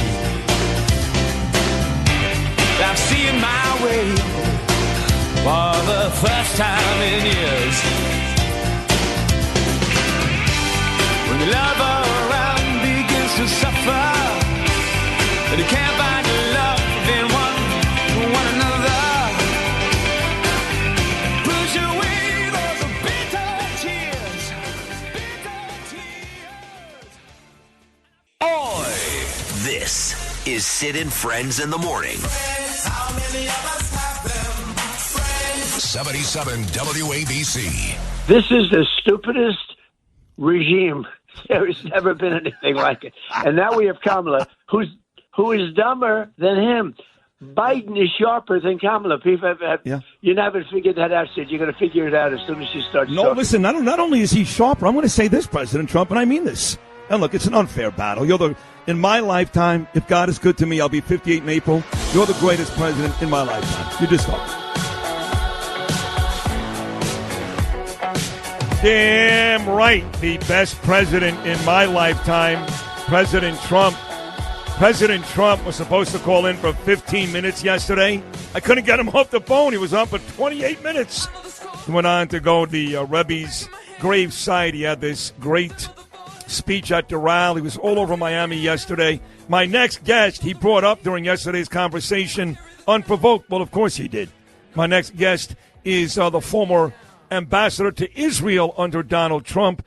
Now he's got a brand new book out, which is a great book, a tremendous book. And he's also helping with politics here in Judea and Samaria in Israel. We were there this morning. We'll be there again tomorrow. I'm a delegate for One Jewish State, also the name of David Friedman's book. So he does it all, the pride of Nassau County, and on his way to Israel, my dear friend David Friedman. David, good morning. How are you, buddy? Hey, shalom, Sid. I hope you're enjoying Israel. We are. Yesterday was a bit rough. We were down in Sderot, down in the south, and we actually spent a little time at a bomb shelter. It was kind of wild. But being here, David, on October 7th, driving past Nova, driving past all the kibbutzim. I did my show yesterday right across the street from the police station that was destroyed, and every cop died. Wow. You know that story. So yesterday was very emotional, but today I'm in sunny Jerusalem, and any day is a good day in Israel. Well, listen, thank you so much for doing this. It's really important. I think the people of Israel, the trauma's not over. They're still feeling the pain. When someone of your stature shows up there and goes out and meets the people, you become quite a folk celebrity already in Israel. Especially among the English speakers. So thank you for doing it. I'll see you. I'll be there, God willing, tomorrow, and I hope great. to see you while I'm there. Yes, we will see. And you're being very nice to me, but it is nice. I'll go to all these areas in the south yesterday, Jerusalem today, back in Judea and Samaria tomorrow. We do a lot of touring, and I see a lot of people. And Dave, it's unbelievable. I go, thank you for coming. I go, what do you mean, thank you for coming? How do you know who I am? They go, I listen every day. I go, you listen every day? They say, yeah, hey, thank you for coming. And what you just said is true. Forget about my status. They like the fact that a person from the United States is coming here to support them because they take so much abuse from countries all over the world, including the United States. They enjoy a little support. Sid, when they watch the news that's getting reported to Israel, 90% of it are the protesters, and so they think the world is against. They're not wrong. I mean, they think most of the world is against them, and they're not wrong. And even in America, what they don't see the kids that are protesting for Israel. They see all the crazy people that are screaming and yelling, from the river to the sea. So when they see you, it really does. It makes a big difference. You're giving the people of Israel a shot in the arm, and they appreciate it. And I know because I get the same reaction when I'm there. It's very important, and God bless you for doing it. You too, and they do love you here, and Trump loves you. Trump put you up yesterday out of nowhere. He's like, I did a great job with Israel. That Friedman, he's great, David Friedman. And I said, of course, you got to bring him back when you win. I know you were with President Trump yesterday. He did a whole bunch of good stuff in and around October 7th for the Jewish people. Talk about your day with Trump yesterday. So I was with him last night. He came to an event in Miami at the Doral Golf Club, and he gave a tour de force, an amazing speech. It wasn't a typical Trump speech. He didn't ad-lib. He didn't go off speech. I think he really wanted to get the words right, and so he was very careful in his words, and he made some promises to the Jewish people in the state of Israel, which I think were historic and unprecedented, that, he will always protect Israel. He will never permit another Holocaust. He'll never permit another October 7th. It was amazing. And the people there were so happy to see him. Now in the morning, I couldn't get there in the morning. It's a long story, but I had been asking him for years to go to the grave of the Rebbe, the Lubavitcher Rebbe. And, I talked to him about it last night. He was so impressed. He asked me about the Rebbe. We talked about it. My my father was a huge fan of the Rebbe. Now, the Lubavitcher Rebbe, he didn't have any children, but he left this legacy of today there are 6,000 rabbis around the world who have congregations that are following his guidance and his wisdom. 6,000 rabbis. That's 6,000 separate congregations. Most of them, most college campuses have a Chabad house. It's all because of this work. And he was so moved by being there, and we talked about it last night. I got a chance to spend about 45 minutes with him privately, and it was good to catch up. And he was in a great mood, and I think he's gonna leave everything on the field, on November 5th. He is working 24/7. He is one of the I call him Mariano because I think he's the greatest closer. He's a closer. Yeah. That's what he does. He's a great closer. And he's going to leave everything on the field. He's going to run this thing out. Last night, he's in New York in the morning. He flies to Miami, and then he hears the weather's not that great, so he says, "Look, let me not get stuck in the weather." Last night at 11 o'clock, he flies back to New York, and this morning at 8 o'clock, he's off on another event. He really has superhuman strength and energy. It's incredible, and he just looked great and sounded great, and I think he feels like he's got the momentum, and he just has to carry that through to November. I feel it too. I'm not going to lie to you, and I told his daughter-in-law Lara this on this show last week. I was nervous a month ago. Here comes Kamala. She's black. She's a woman. She's got joy, whatever the hell that means. I don't know. And then I didn't think he was particularly good in that debate. I really didn't. And I'm like, oh, my God, we're in trouble. I got to tell you, David, the last week or so, I have not been this confident about my choice for president maybe in 20 years. I really think he's going to win, and maybe even not that close. And you know what? It's interesting because she's starting to make some really kind of obvious mistakes. Her interview on 60 Minutes was terrible. Her comments about Netanyahu were terrible. She wouldn't. She basically said, "We don't like Netanyahu. We like Israel, but we don't like Netanyahu." As if there's a way to break them apart. He's the democratically elected leader of a country at war, your most important ally at war, and you're giving this guy a hard time.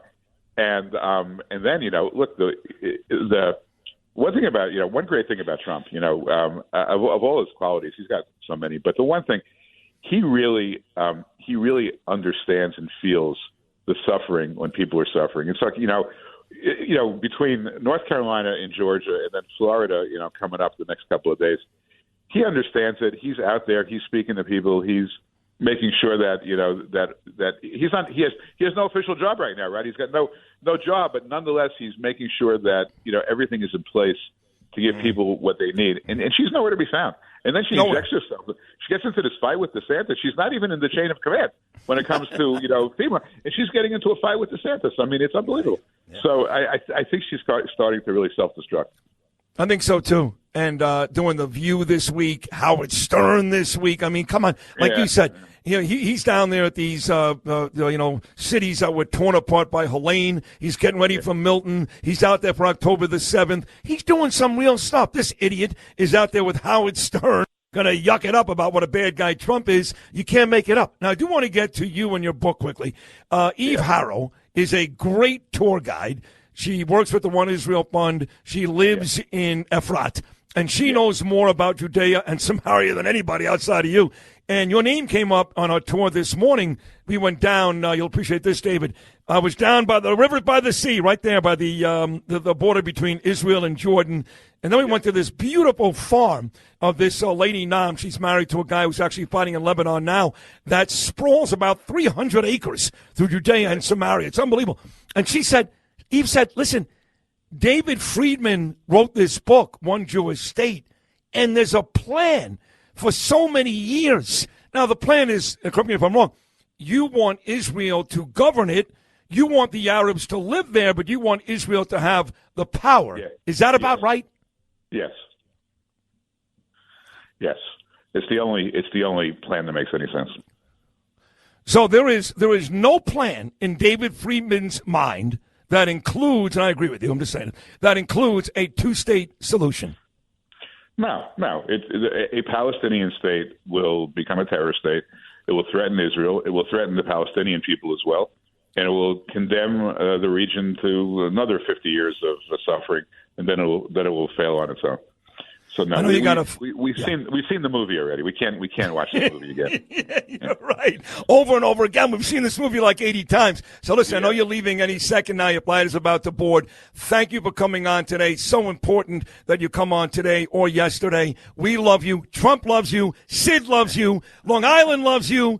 Israel loves you, and you will once again have a major, major job in President Trump's cabinet. I know that. I love you, David Friedman. Have a safe trip. Thank you, Sid. Love you too. Stay safe. See you soon. You too. All right, see you soon. That's Trump's former ambassador to Israel. What a great guy. That is David Friedman. And don't be surprised, folks, when Trump wins, if David Friedman has the same job. I mean, he could also be Secretary of State. I don't know. You know, guys like Mike Pompeo, I think he'll be back. David Friedman, I think he'll be back. There'll be a host of others that Trump had that were just great cabinet members. They'll all be back, and why not? Why fix it if it ain't broke? Right now it's broke. It is really broke. Let's get Trump back to fix it. All right, we'll take a short break. Still lots more to do. Judge Jeanine Pirro, she's got a lot to say. You know, she's Lebanese. She's from Lebanon, and what's going on right now between Lebanon and Israel is, to put it mildly, dangerous. We'll talk to Pirro. We'll talk to Alex Traiman. A lot more to do. 2 more hours. Live, JNS.org, in their beautiful studios in Jerusalem, Israel. Sid and Friends in the morning on a day 2. Nothing can break. You can't break me down. I got gas in the tank. I got money in the bank. I got news for you, baby. You're looking at the man. Sid and Friends in the morning, live from Israel, 77 WABC.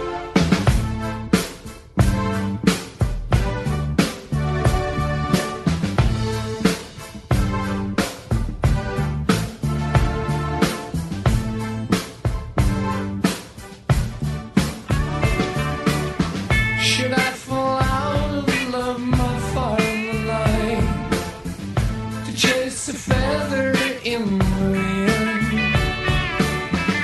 Within the glow that weaves a cloak of delight, that moves a thread that has no end. For many hours and days that pass ever soon, the tides of course that flamed it in. At last the arm is straight, the hand to loom. Is this the end or just begin? All of my love, all of my love, oh, all of my love to you now. All of my love, all of my love, oh, all of my. You know, I got to say that I really do love this country. Even as nervous as I was coming here and as unnerving as the bombings were yesterday over my head, I really do love it here. And yesterday, a guy named Mark Provisor, who will join us tomorrow, he's one of the all-stars with One Israel Fund. He says to me, he goes, listen, he goes, I know you're busy every day. You're doing 4 live shows. Now, we can't do the show Friday, not because we don't want to. I love doing the show from here.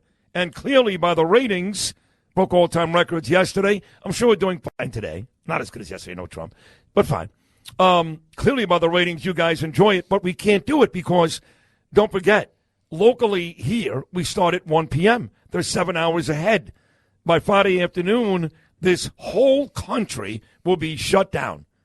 It shuts down anyway for the Sabbath, for Shabbos. But on top of that, Friday starts the holiest day of the Jewish calendar, Yom Kippur. So it is shut down. I'm getting picked up on Friday morning at my hotel room. Judah Honickman going to the Gush, to Judea and Samaria. They've got an apartment for me, my own apartment, for about a day, and I'm going to Temple for Yom Kippur with Judah. But it is shut down. So 4 shows. And every morning we've got tours, and every night we've got dinners, a very important dinner tonight, dinner with President Herzog on Thursday. So a lot of time. Guy goes to me, Mark, he goes, look, he is one of the best tactical people in Israel. He's a real killer. He says, I can get you up to where the fighting is in Lebanon, in the northern part of Israel, right by Lebanon, where the actual fighting is. But you're looking at least 5 hours of travel, 2.5 hours each way. Then you stay there for a couple of hours. That's a whole day. And I'm thinking to myself, how do I make this happen? Because as nervous as I was yesterday, hearing the bombs and being run into the shelter, the thought, and Gabriel Boxer did this just last week, he was right there. The thought of being right in the middle of all of it, which very few people have the access to, I do, had me thinking, how do I make it happen? Yeah. Right? Yeah, no, I mean, and then they strap you into one of those press vests or something. Yeah. Put a little helmet on you. Yeah. yeah. And you're right there. I mean, you could see the action. This guy, Provisor, is an artist, like Scott Lebedo. Yeah. So he's got a picture yesterday. He's painting in I guess in the forest, whatever you call it, and literally right behind him are Hezbollah people firing shots at him. Yeah. And he's still sitting there and painting. Well, that man is unfazed. He is a maniac, bro. You know, he's really a jack of all trades. Yes. But the thing about him is, he doesn't want to have to be a violent person. No, he doesn't. But he can be at the drop of a hat. Exactly. And he will kill you. And a lot of people a lot of men and women in the IDF and in the Israeli Special Forces are the same way. They don't want to have to do what they have to do sometimes. They have no choice. But in order to defend Israel and its people, you have to be good at defending it. We didn't start this, but we are going to finish it. Exactly. So I'm trying to figure out a way to get a full day so I can do that, but it can't happen. Not this because time of the around. holiday, right? Unfortunately, I don't think it'll be happening this time around. But listen, who knows? We could be back. We could be back here the same time next year. Hopefully, this war is going to be over by then. Who knows? Right? Exactly. I doubt it. Exactly. I doubt it, but who knows? Yes. I got to wrap up this hour. Been 2 great hours. Big hour number 3 coming your way. Our dear friend, the great Judge Jeanine Pirro. She's going to be here. Then there's a group called Zaka. They spell it Z-A-K-A. These are the folks that go into the fields, pick up bodies, and bring them back. If there are no bodies, they pick up body parts. If there are body parts, believe it or not, it's their job to put the body parts together to make it a full body. I couldn't think of a more difficult job, but these guys and girls do it, and they're the best in the world. They're called Zaka. And Simcha Greiniman from Zaka will join us live in studio coming up this hour. 2 great guests. Hour number 3 on a day 2 from Jerusalem.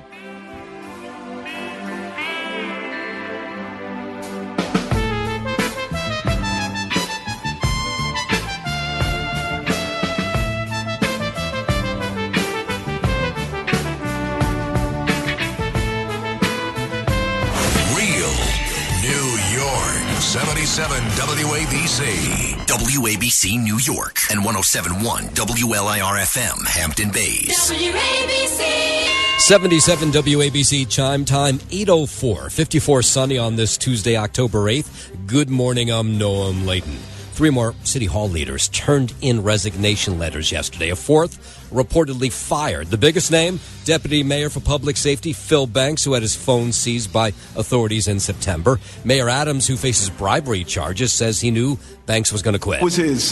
He reached out to me and stated, Eric, I'm looking to move on, and this is a good time to do so. And actually, a couple of months ago, he sat down with me around about 6 months ago and stated that, look, I'm looking to transition. Also leaving, Winnie Greco, the mayor's liaison to the Chinese-American community, whose home was searched by federal agents earlier this year. Mohammed Bahai, who worked in the city's community affairs unit. And Rana Abbasova, the mayor's liaison to the Turkish community, was reportedly fired and is reportedly now cooperating with federal investigators. Hurricane Milton is forecast to make landfall in Florida late Wednesday or early Thursday as a Category 3 or 4 with maximum winds 155 miles per hour. More than 500,000 people living in Pinellas County being told to get out now. More than half the county are required to evacuate. And so at 7 p.m. tonight, all of the bridges accessing the barrier islands, and that is everything from Dunedin Causeway down to the Pinellas Bayway, will shut down Emergency management leaders say the window to get out safely is closing. There's no other way to put this. Over the next few days, Tampa Bay is faced with the biggest hurricane it's had in more than 100 years. The last hurricane to make a direct here was in 1921, and it brought up to 11 feet of storm surge. Keep it here, 77 WABC for the latest on Hurricane Milton. Hezbollah terrorists have fired over 100 rockets from Lebanon into the Haifa area this morning. There were reports that some rockets and shrapnel made it into the port city. A 70-year-old woman injured when pieces of a rocket hit her. The strikes come after Israel conducted strikes on Hezbollah terror targets near Beirut today. Two city housing authority workers now facing charges in the beatdown of former Governor David Patterson and Curtis Sliwa's teenage son, Anthony. Curtis praising the NYPD for their work. They asked me, please stay out of this. You know, we're getting a lot of pressure from headquarters to resolve this quickly because it's Governor Patterson. Absolutely. You guys are doing a magnificent job. I wish you could do this for every citizen in New York. Cuffed on Monday, a 34-year-old woman, a 40-year-old man who are both facing gang assault charges. Two others, a 12 and a 13-year-old, they turned themselves in on Sunday. Anthony Sliwa, Governor Patterson, recovering from their injuries. Vice President Kamala Harris has taken a slim lead in a new New York Times Siena College poll that's out this morning. It's the first time Harris has led former President Trump since July, when President Biden dropped out of the race. Harris leads Trump 49 to 46%. That's within the margin of error. Your forecast from the Ramsey Mazda Weather Center: sunshine, a few clouds this afternoon, high 68. 8:07 now. Let's head over to the 77 WABC Sports Desk and Justin Alec. Thank you, Noah Maladen. Sports sponsored by Pete Morgan and Peerless Boilers. Go to peerlessboilers.com, paviliontankless.com. Find a dealer near you. They are the world's best built boilers. Out in the Bronx, Yanks fell flat against the Royals in Game 2 of their ALDS against Kansas City. Final score there, 4-2 from the stadium, with the series now knotted at a game apiece. Game 3 in the best-of-5 playoff is set for tomorrow night in KC. New York will send out Clark Schmidt to start. As for the Mets, they'll return home to Citi Field for the first time since September 22nd for Game 2 of their NLDS against the Phillies. With the series tied at a game apiece there as well, New York will send out the lefty Sean Manaea for a 5:08 p.m. first pitch. On the gridiron in Kansas City, Patrick Mahomes threw for a bunch of yards. Travis Kelce caught a whole lot of his passes, and Kareem Hunt plowed into the end zone en route to a 26-13 Chiefs win over the New Orleans Saints. That keeps the defending Super Bowl champions undefeated at 5-0. You can hear in my voice how excited I am for Kansas City. Lastly, you better be ready for hockey season. We're excited about this as the NHL's regular season slate gets underway today. The Blues will visit the Kraken, the Panthers will host the Bruins, and the Utah Hockey Club will play its first meaningful hockey as a team when they welcome in the Chicago Blackhawks. The Rangers open their regular season tomorrow night against the Penguins, while the Islanders and Devils get things going on Thursday night against the aforementioned Utah Hockey Club. I got to come up with some sort of acronym for that, Gnome. For UHC, the Kraken? No, for like the Utah Hockey Club. I can't just all the time say Utah Hockey Club. You know? Yeah, no, it that's doesn't confusing. really roll off the tongue, so It it's does got to not. be UHC. Maybe I'll go with. Well, why haven't they come up with a mascot or a team that's name? a really good question that I don't have the answer to. Oh. Well, you are know, the sports guy. I think you'd have the answer to that question. Yeah, but I mean, Go ask me a news question. I could answer it. Okay, now you're putting me on the spot. Did you see what happens there? Well, you have an hour till the next sportscast. See if we can find out. I'll come up with something clever for you. How about that? That's good. I love it when it's rough. Yes, he does. Love it when it's rough. Sports sponsored by Pete Morgan and Peerless Boilers. Go to peerlessboilers.com, paviliontankless.com. Find a dealer near you. They're the world's best built boilers. I'm Justin Alec on 77 WABC. 8:09 traffic transit now. Here's Joe Nolan. All right, Noah, man, we're going to get out there on the roadways. We've got some problems from the RayCatina.com traffic desk. All right, here we go. On 287 up in Westchester County, apparently there are some high-tension cables that have fallen down on the roadway. And it looks like at this point that all lanes are going to be shut down in both directions on 287 right by the Sprainbrook. So obviously that is a major difficulty, and we're looking at some pretty significant delays building very quickly. So you want to avoid the cross Westchester this morning up there in Westchester County. Now, if you're on the Belt Parkway westbound across Bay Boulevard, an accident. That one's in the right lane. Northbound on the drive in the 100s, there's a crash. The left lane is out for a while. The southbound left lane was out too, but they've got that open. And you're backed up on the drive from the 40s all the way on up and into the 100s. The other big problem is on the New Jersey Turnpike down in Cranberry, northbound, right around exit 8. On the inner roadway, there is a vehicle fire. 2 lanes are out of service on the inner. Everybody should get to the outer roadway as you begin to travel northbound. And now a new one in Teaneck, eastbound Route 4 River Road. accident. That one's in the center lane of mass transit at this point. Pretty much going to be on or close to schedule. Discover commitment excellence at every level when you visit Ray Cattina Porsche in Edison. Whether you're looking for a new or pre-owned Porsche, lease return, custom order, financing, or maintenance, you'll find it all. Ray Cattina Porsche on Route 1 in Edison. I'm Joe Nolan with traffic on 77 WABC. Sid and Friends in the Morning, live from Israel, 77 WABC.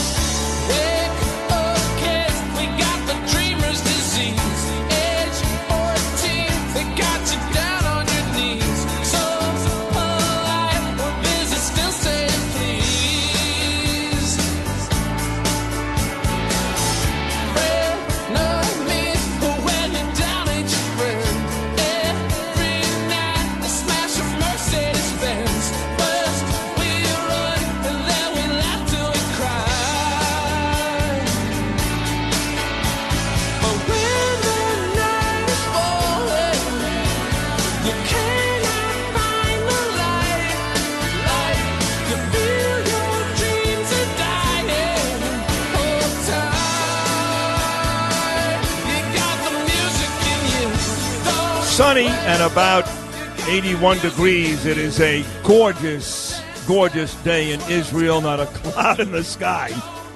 So, last time I was here, we're doing the show from JNS Studios in Jerusalem. We were here last January and February, and it was winter. It's cold. Weather's not nice here all year round. I didn't know that.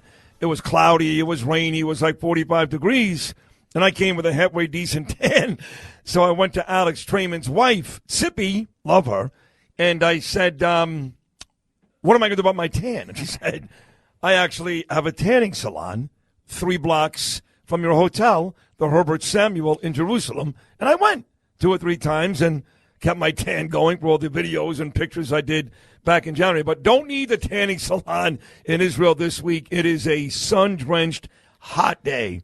And I tell you, this morning we were down again by Jordan, and it felt like it was 100 degrees. It was really hot. We were just standing there, and I was dripping sweat. Yeah, Eve said that a lot of the Israelis won't live down there because it literally hits like 120. It's desert. Yeah. Like 120 degrees in August, and the Israelis are like, no, too hot for me. I love the sun. I love the heat, but even this morning it was way too hot. And you can only imagine that we met those 2 lovely girls who are IDF. Soldiers, yeah. And they're in full gear, full equipment. Brutal. Oh, my God. Now, they're actually sitting in an outdoor space with an outdoor air conditioning. But they got to walk away from that at some point. Yeah, exactly. They got to guard that border. Yeah, it's crazy. Crazy. All right, so Simcha Greiniman is a veteran Zaka volunteer. Zaka does amazing work. We'll talk to Zaka. And then we'll talk to Judge Jeanine Pirro, wrapping up a great 8 o'clock hour in New York, 3 o'clock hour here in Israel. We'll come back and talk to Mr. Zaka in Jerusalem right after these short messages. Come on, Louie.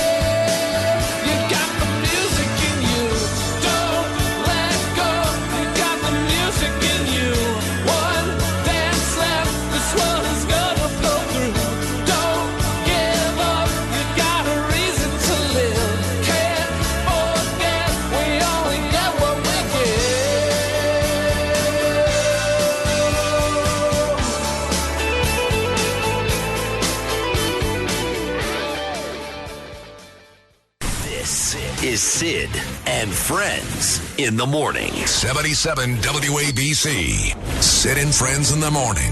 Live from Israel. 77 WABC.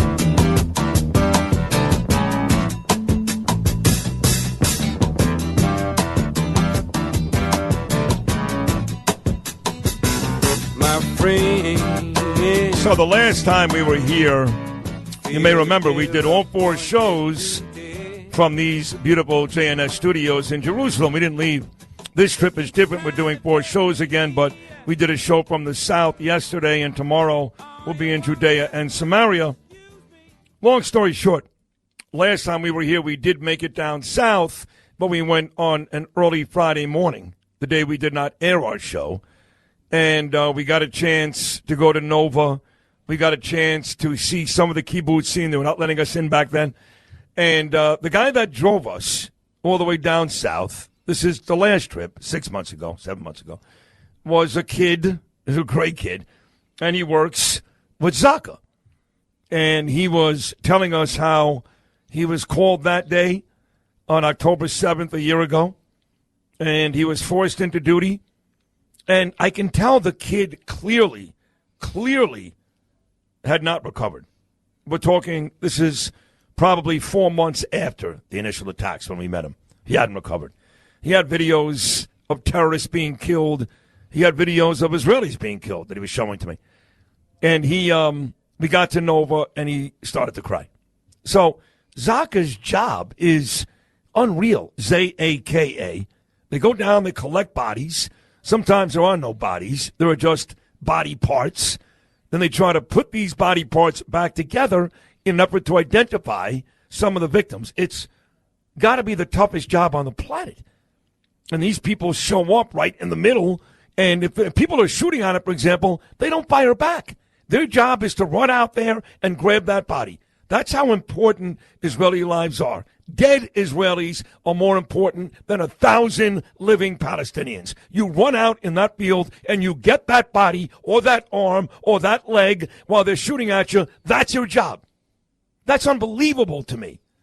So the man sitting right in front of me, his name is Simcha Greiniman, happens to be the international spokesman for Zaka. Did I describe that correctly? Exactly. Yeah. How do you guys not have guns or something to defend yourselves while you're taking the bodies off the field or off the kibbutz? Well, some of us, we have guns, but you're standing opposite an RPG. A gun is not really... Not going to work, right? Not going to work at all. But the difficulty of seeing the scenes is something that I would say not easy at all. But the surprise was even worse. Because on a daily basis, we are called for car accidents, truck accidents, or whatever. And well, it's not just war. Yeah, just everyday death. No. On a daily basis, we all are 4,000 volunteers in Zaka. We have only 12 workers on payroll. But our main thing is if there's any accident or remains of bodies anywhere after suicide, car accidents, buses, whatever. So we know what we're going to be facing. We know that we're heading towards a scene, maybe see 5, 6, 7 bodies or whatever. But over here, it was hundreds of bodies. And you can say one thing about a car accident, even someone that took his life. But you're talking about a terror attack. And you're dealing with body parts and limbs and forget about what the women went through. A lot of vaginal mutilation. They raped them and they tore apart their genitals. Yeah, unbelievable. Yeah. That's one of my. I spoke in the UN about women's rights. Oh, you did? Because those scumbags do nothing about it. Exactly. Now the main reason is the reason we went to speak about that is because I am one of the parts of Zaka International. We go anywhere around the world helping Muslim countries. And we were 2 years ago in Turkey collecting 18 bodies of Muslims. You didn't care, right? You know what that reminds me of? I'll tell you quickly.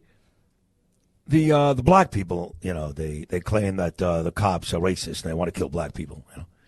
So when the buildings were burning and coming down on 9/11 and the cops were running up the stairs as the buildings were coming down, the cops didn't ask you if you were white, if you were black. They didn't care. They were going to put you over their shoulder and save you. Doesn't matter. Cops still are called racist, and they get grief today, but they saved everybody. Same thing with you guys, right? Exactly. You're settlers, you're committing genocide, and yet you save Muslims every day. Anywhere. Now, by the way, the volunteers in Zaka are men, women, Christians, Jews, and Muslims. We don't have any difficulty with someone or the culture or whatever. We care for humanity, and that's our main goal of collecting bodies and remains, for sure, respecting on the highest understanding of respecting, like every part of a human is like a Bible that was burned. So every drop of ash, if a Bible burns, we collect it. We bury it in the proper way. Wow. The same way we collected every drop of blood, every tissue sample and bone. It took 18 and a half weeks to clean the houses and the cars and everywhere around the kibbutzim. 18 and a half weeks. I mean, you had everything there from, mutilated body parts, but you had little babies in ovens. Well, the story with the babies in the ovens, let me put it straight. There was no electricity. But parents hid their kids in different places. In closets, in different places, wherever they could hide them. We did find a body in an oven, but there was no electricity. That means there was one baby that was burned because the whole house was burned. Oh, I got it. So we can't just say the baby was cooked in an oven or something like that. Okay. We have to straighten that out. Okay. A lot of people ask me around the world, and I have to put it straight. You have to be honest. You right. have to there be was honest. enough horrible things that happened. You didn't need exactly. that You too. don't need to have that. Right. But people sometimes say things out of imagination. Yeah. And it's sad. Well, there's one part where they said there was like a crib or something at one of the kibbutzim, and there was like 50 babies, and they were all beheaded. Is that true? Or? Well, I can't say, when you're on the scene and you see the situation is one thing, and you were in a crime scene, so you could see someone getting shot. When we came to the scenes, we saw heads and bodies. Yeah. So I can't tell you if they were beheaded, but you saw heads and bodies. Heads and bodies. Yeah. So a lot of questions like, and facing situations around the world, speaking in France and different countries, and reporters come over to me and ask me, why didn't you have a rape kit? So I said to him, could you show me a medic or anyone, a first responder anywhere around the world that walks around with a rape kit in his pocket? Like what was a rape kit for who? They were either dead or being held hostage. Who were you talking to? No. Because you're saying that the bodies were raped. Oh, okay. Oh, so why didn't you have a rape kit? Well, they've always denied that. Yeah, I've heard even these idiots that march the streets, they've interviewed these people. Sure. There's no proof of any rape. Now, there are videos. There are videos of girls being raped by Hamas. They're on the dark web. Now, any normal person wouldn't want to see that. I've got a 20-year-old daughter. I have no desire to see it. But they're out there. Exactly. And I would say this, too. There's 100 bodies unaccounted for in Gaza. I'm thinking, if we're lucky, 20 are alive. There's no way, Simcha, they're getting, food for the babies. They're not doing that, okay? The Bibas baby, maybe they give that baby to a Palestinian family because how great is that? They took an Israeli baby. They're going to make it a Palestinian person. The older people, they're not getting the medication. But the young girls, they keep them as sex slaves. They do. And they throw them around. And so I believe that 5 or 6 or 7 of these attractive young girls may be alive. Maybe some are guarding Sinwar, and some are being treated as sex slaves. But yet they'll deny these people that it ever happened in the first place. But I think you tend to agree with me. For sure.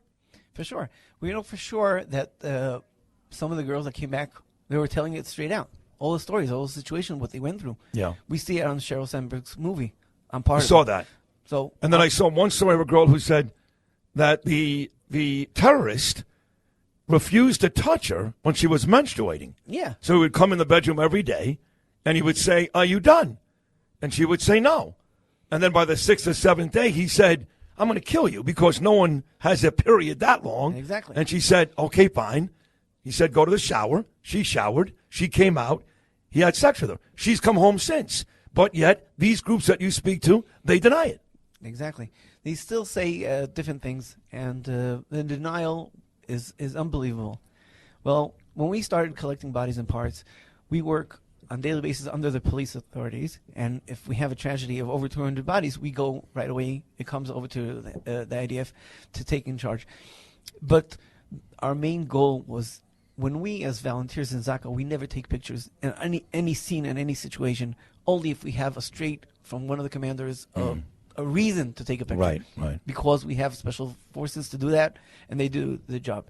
But on this situation, we got a straight request from the Prime Minister's office and the Chief Rabbi of Israel. They wanted everything, videos, pictures. Everything should be according to, if we have to stand against law anywhere. So when we came to Hague to face court, we showed the pictures. By the way, there's over 200,000 images by the police showing live from the GoPro cameras and Zaka's pictures and all the pictures that we had, all the images from phones from different situations. The denial is crazy.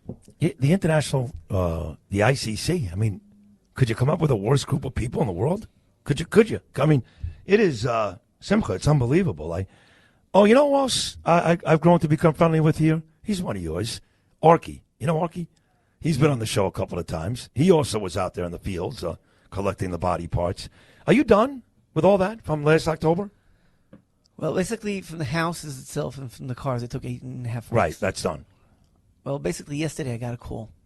There was one house that we were looking for evidence from a person that was missing in one of the kibbutzim. Until now, a year still. Yeah. We were still working on. Now, last night I got the call. Last night. A year later. Standing in Sderot yesterday. That's where I was. We saw each other. Right. I'm standing walked out of your office, and I get a call from a family in one of the kibbutzim, and they say, okay, we can clean the bedroom. I said, what do you mean? What do you mean clean the bedroom? I marked all the houses. He said, yeah, you remember number 116? I said, yeah, it's on this and this street, on this house. He says to me, we didn't give you permission then to clean, but now we have the answers. Wow. You can come tomorrow to clean. A year later. So it's a year later. Jeez. All these remains are still in that house. So when, for example, I got to wrap this up, but a couple of weeks ago when the IDF is moments away from saving Hirsch and those 6 hostages, and Hamas finds out the Israelis are close, and they decide, now we're going to execute them. That's what happened. We almost got them out. We were close. The IDF takes those bodies out of the tunnels, and then do you at any point come into contact with those hostages? Well, right after the war and during the attack itself, we were part of going in and out and bringing out the bodies. But because it's under the authorities of the army, so the Rabbanut is the ones to take it, bring it to Israel, into the morgue, and there we help out. Gotcha. We could. There you help them out. But if something was to happen in the homeland here, for example, God forbid, Jerusalem, Tel Aviv, I don't know, Judea and Samaria, in big numbers, you guys would once again be called into duty to help out the IDF, right? Exactly.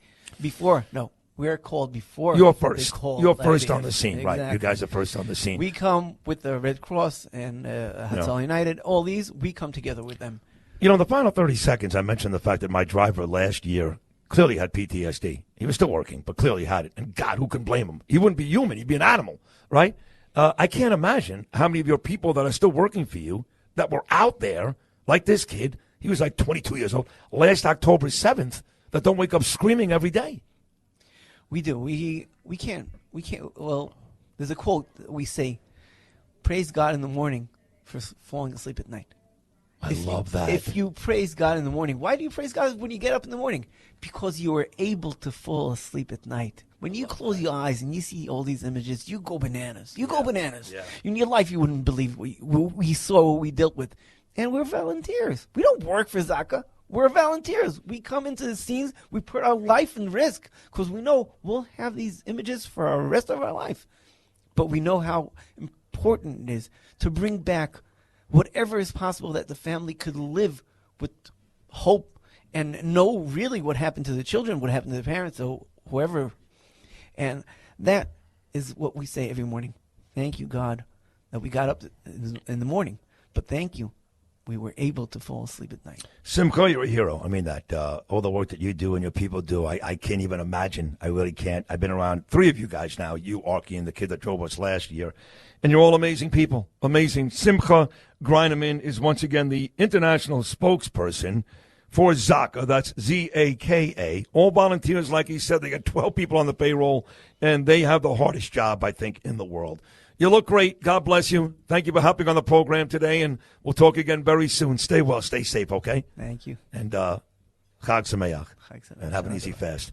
That's my friend right there. Simcha Greiniman will take a short break. A lot more to do, including Alex Traiman. He's the CEO of JNS.org. He'll be live in studio coming up in the 9 o'clock hour. And the great judge, Jeanine Pirro. Lots more to do on a Tuesday from Israel. I want to spread the news that if it feels it's good getting used, oh, you just keep on using me until you use me up.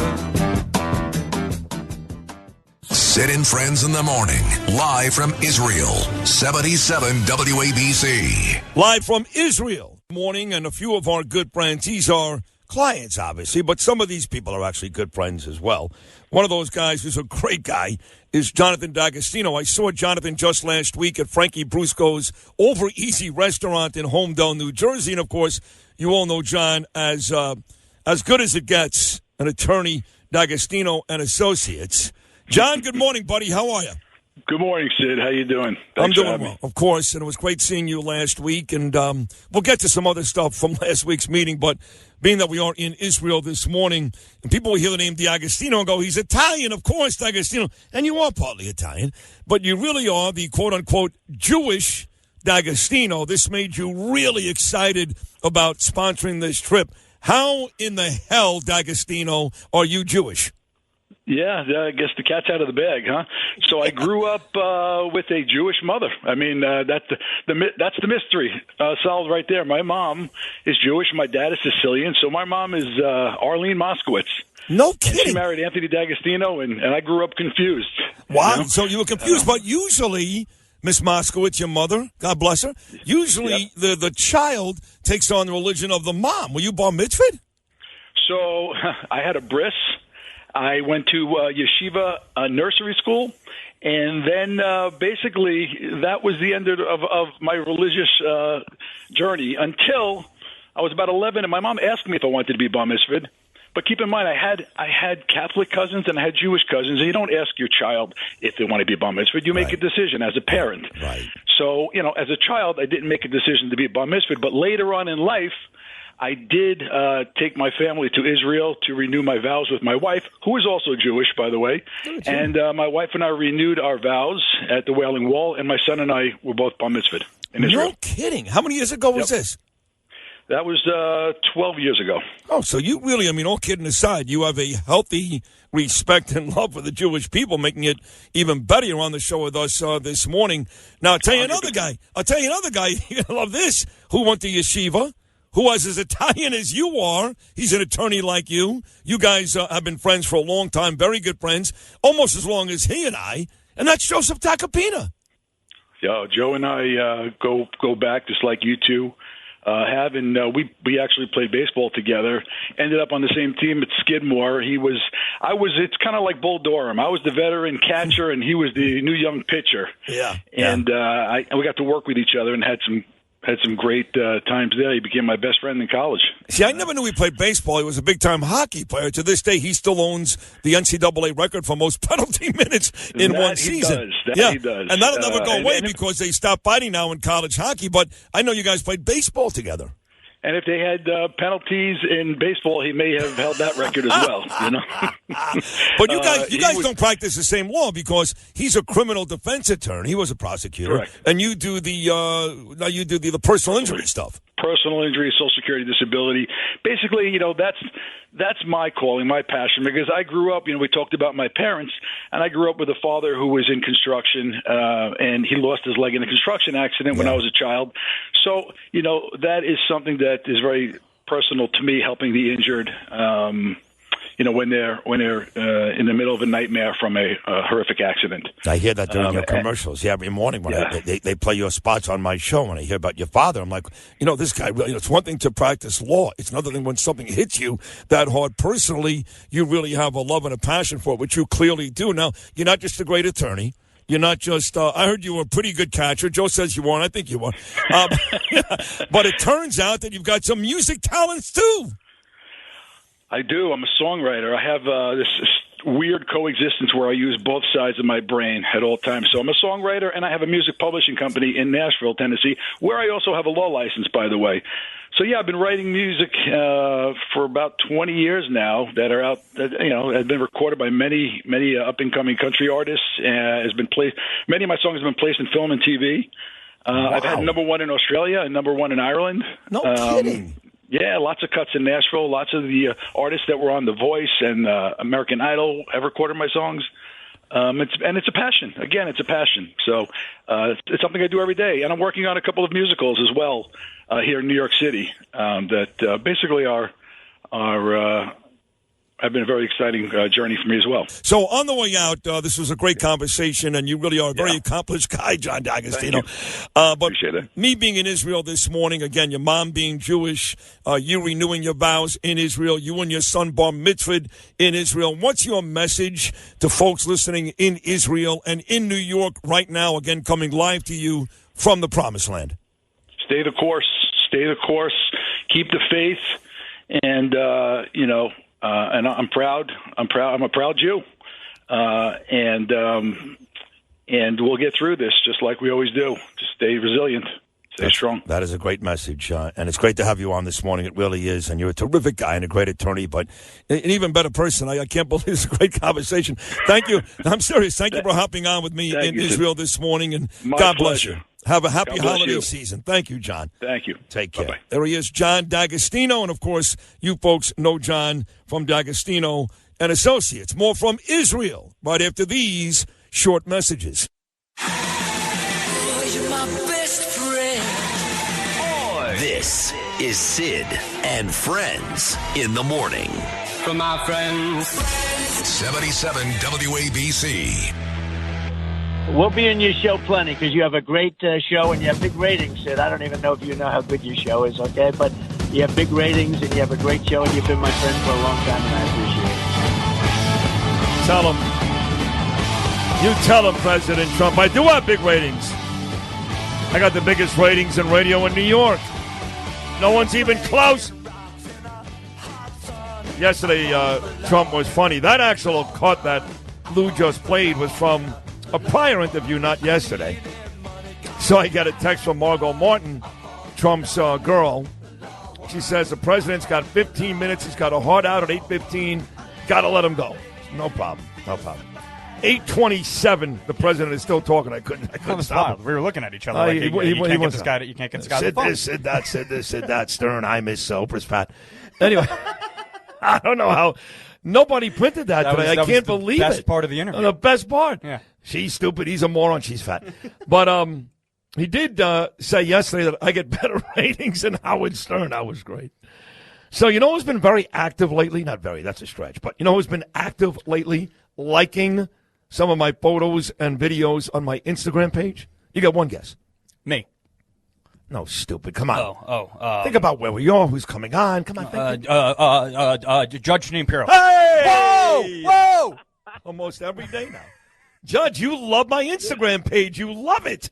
Well, here's the thing, Sid. When I get in bed at night, it's not that I'm thinking of you. It's just that I start, I just scroll on my Instagram. And that's when I keep scrolling and scrolling. So if I miss you, then I keep going. But no, I love Instagram. I'm addicted like most people. But I limit myself to about, 30 minutes. But I have to tell you, I'm so proud of you and where you are and the guest that you just had a few minutes ago. We tend to forget we'll celebrate the 1 year anniversary, but not really focus on the fact that Hezbollah is doing exactly what Hamas was doing. And, it's just a question of whether or not we can get a leader in there to preserve the peace like Donald Trump. I have a fact for you. I haven't heard anyone say this, but think about it. when Donald Trump was there was peace in the Middle East. Not only was there peace, there were business deals between Saudi Arabia, the UAE, the Gulf states, and Israel, because they were going to go in business together. Now, what has changed in 4 years?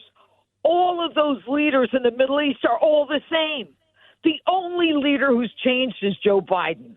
And that tells you the consequences of a presidential election in America. It can throw the Middle East into turmoil and put us on the verge of World War III.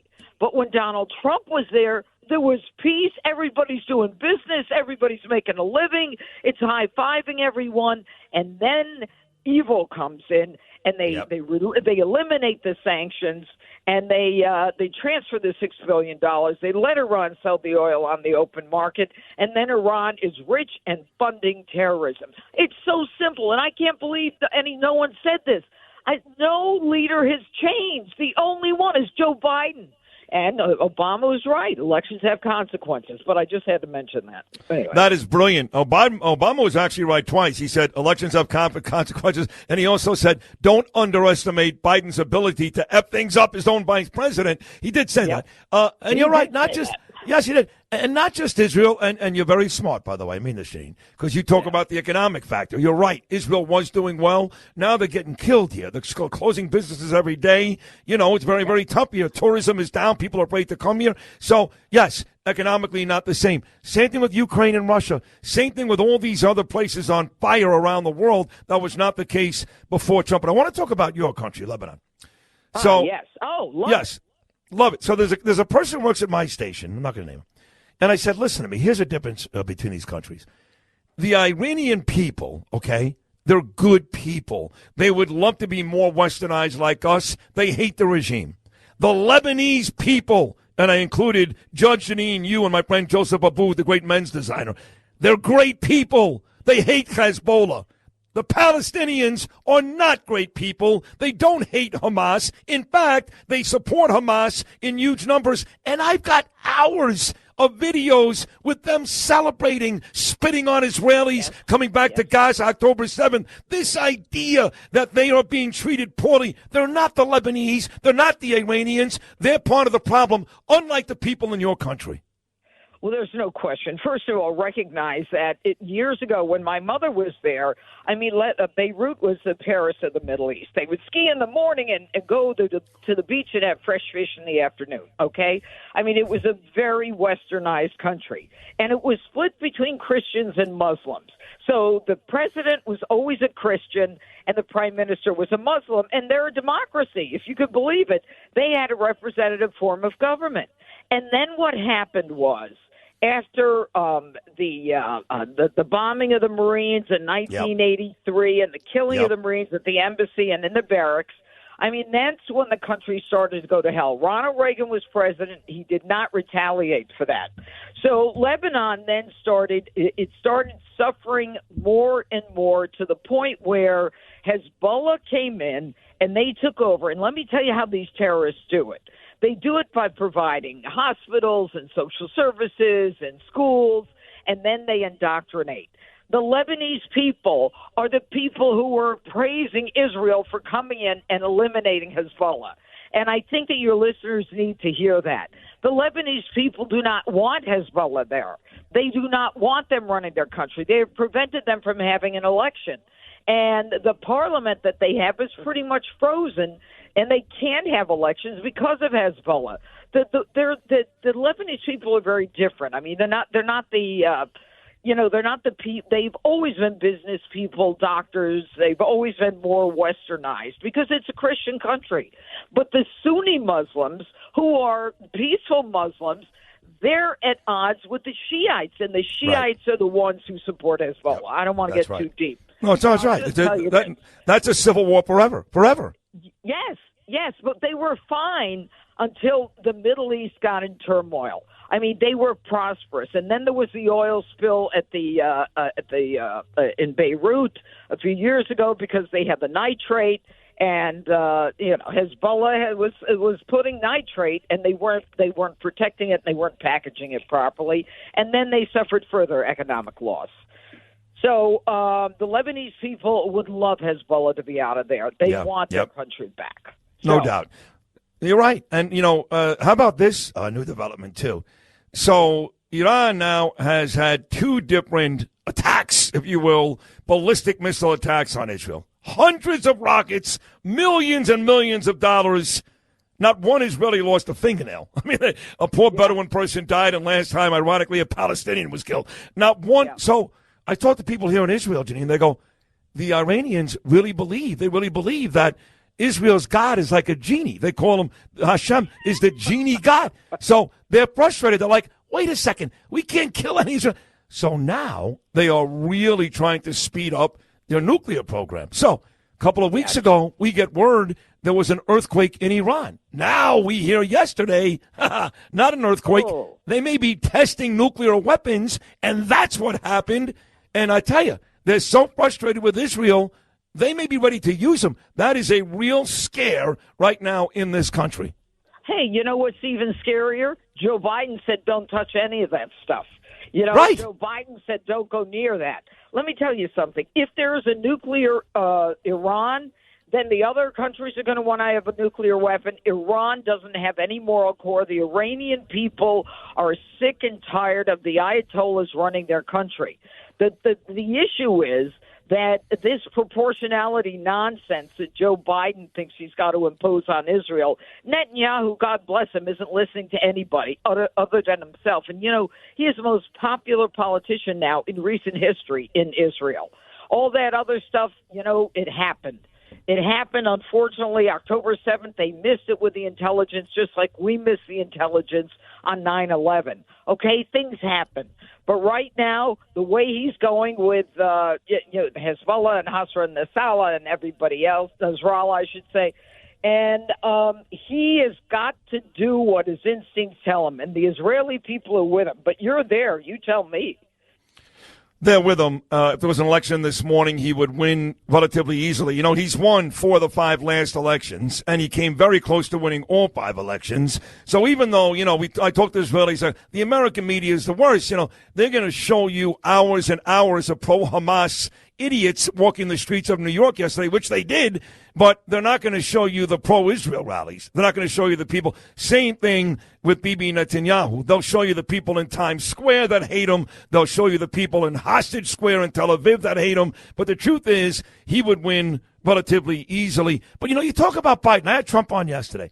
And he spoke more. I love Trump. You know it. So do you. Yeah, he spoke more about Biden than he did Harris. And I always wonder why he's still doing that. I mean, Biden's out. He's finished. He's not running. He's running against Harris. And he keeps telling me Biden's the worst ever. And I'm like, save that for her. Now, he does say it about her, too. But I find it funny sometimes he still talks so much about Biden when he's facing Harris. Yeah. Well, you know what? It's really the Biden administration. Harris is nothing more than a dot on the I. They're the same team.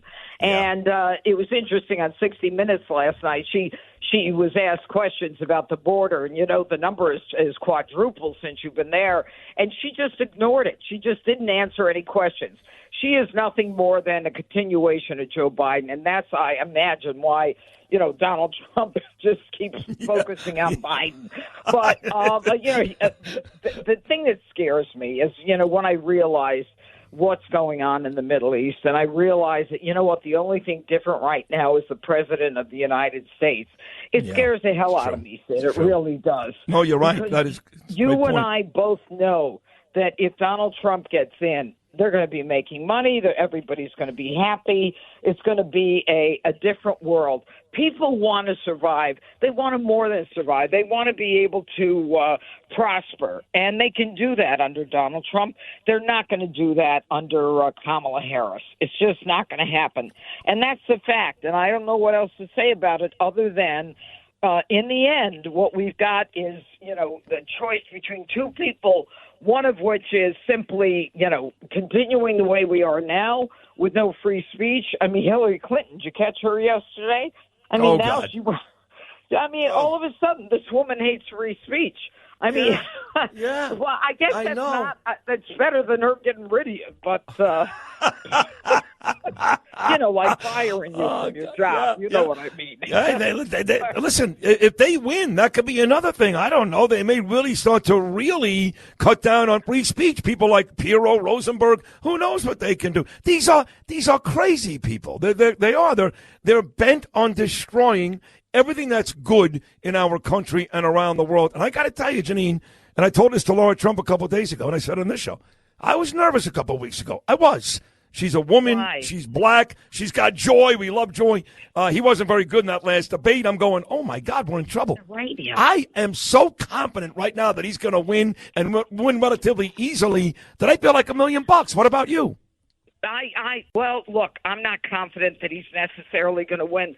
The only thing that I want is just to make sure that as we go forward, everybody gets out and starts voting. If you can vote now, vote today. Get in there and start voting. I'm scared. I really am. Who knows how big he's got to win to really win? You know what I mean? And I'll just leave it at that. I'll leave it at that. Yeah, too big to rig. Judge Jeanine, you were brilliant again today. I'm serious. Your points about the Middle East and only one thing has changed, and that's our president, is exactly right. I love you. We'll talk again soon. Thank you. All right. Thank you. Take care, Sid. Bye-bye. I will. Bye-bye. Judge Jeanine Pirro, the most talented person at Fox. It's not even close anymore. She's on the 5 every afternoon at 5, and, of course, does a great radio show on WABC, our home station, 11 a.m. every Sunday morning. That wraps up hour number 3. Another great hour to come, folks. Don't you go anywhere. Fourth and final hour of Day 2, the Tuesday edition of Sid and Friends in the Morning, live from Jerusalem. We'll talk to Mr. JNS, Alex Traiman. Keep it right here. Hour number 4 coming up.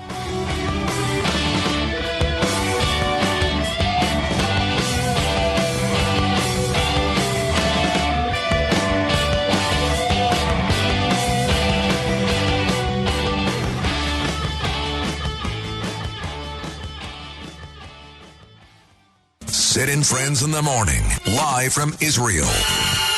WABC.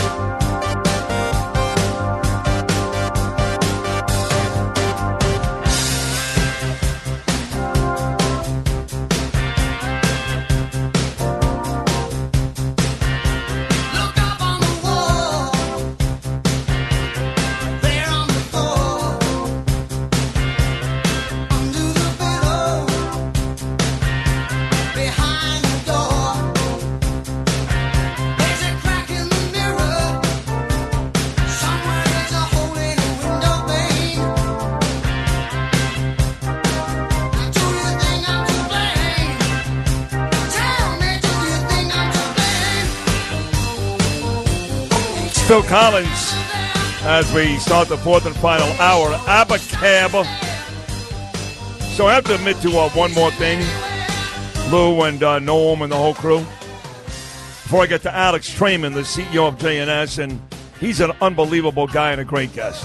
And he's going to really break down what's going on with Israel, and he was in the United States a few times the last couple of months. So we have we eat breakfast together every morning. Yeah. Justin and I. It's again with Danielle. This really good. You didn't come, Danielle. I got to tell you. It's getting so intimate. I'm going to write a poem about it, a sonnet. Well, he comes down late this morning. I don't know why. Not late. You were up at 4:30. Breakfast is at 7:45. Well, no, it's not at 7:45. It starts at 6. Yeah, but I'm not going to be down there at 6. I understand. So you came down at 7:51. I'm not counting.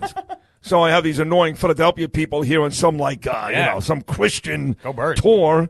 I met Robert Stearns. He's a big fan. They're all wearing Philly shirts and Eagles shirts. Yeah. But before Justin came down, I was down there for a while. I was getting hungry, and I don't want to wait for him anymore. It's ridiculous. So I went over to get some fruit. I figured I would save the omelet I get the same thing every day. The guy makes me an egg white omelet with cheese and mushrooms, and they have these silly-looking waffles, like in the shape of Mickey Mouse, with some maple syrup. I have that. 2 cups of horrible Israeli coffee, 1 glass of orange juice, and then I leave, So this morning I'm early, and he's not coming. So I said, let me try some fruit, So I go over there to get the watermelon and the cantaloupe, and there's about 7 or 8 dishes that plates. They're Okay. Come on, spit it out. 7 or 8 plates that are by the fruit, and I go to take a piece of watermelon out to put it on the top plate, and my hand hits all the plates. Oh, dude. No, this happened? Why didn't you tell me about this? I wasn't going to tell you. I was so happy you were late. I broke every single plate. So you're kidding. I swear to God. But the Jews are the best, because as I'm watching the plates about to hit the floor, I know it's going to get very loud and very embarrassing. And what do? They start screaming, I swear to you, no, Mazel Tov! And I'm like, God. Not a party till something breaks. This is great, isn't it? I broke every single plate. There was like glass inside the watermelon. That's like Greek independence. You know, like when John and Margot, they give you plates and you smash them with Emily and Chet. I basically had a Greek Independence Day breakfast in Israel this morning. All right, we'll take a short break. When we get back, he's become a dear, dear friend. I spent Shabbos with him last time. Maybe doing it again. I don't know. His lovely wife, Tzipi, was here today. He is the CEO of JNS.org. He's a great guy. Alex Traiman will talk everything Israel and the United States with our good buddy Alex Traiman when we get back and clean up the dishes.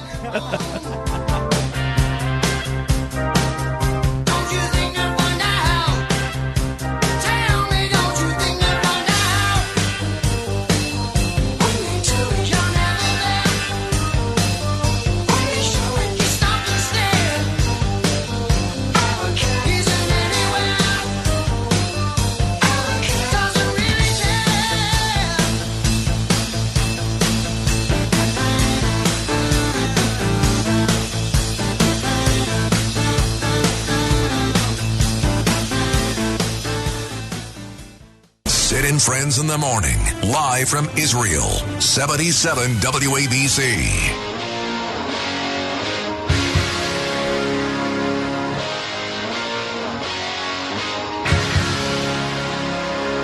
I never meant to be so bad to you. One thing I said that I would never do. A look from you and I would fall from grace, and that would wipe the smile right from my face. Do you remember when we used to dance, and incidents arose from circumstance? One thing led to another, we were young, and we would scream together songs unsung. It was the heat of the moment, telling me what my heart meant. The heat of the moment, showed in your eyes. Heat of the moment, about 82 degrees and sunny, but it was hotter this morning down by Jordan. Man, was that hot. And it's October. I was told in August you can't even go there. It's like 120 degrees. So it is red hot here in Israel. That's without the smoke and the heat coming from the rockets and missiles that they fire in everywhere from the southern part of Israel to Tel Aviv. It could be Hamas. It could be Hezbollah. It could be the Houthis. They fired a bunch of rockets into Tel Aviv yesterday.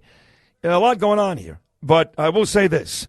My second trip, the first trip, I did all 4 shows from JNS.org in Jerusalem.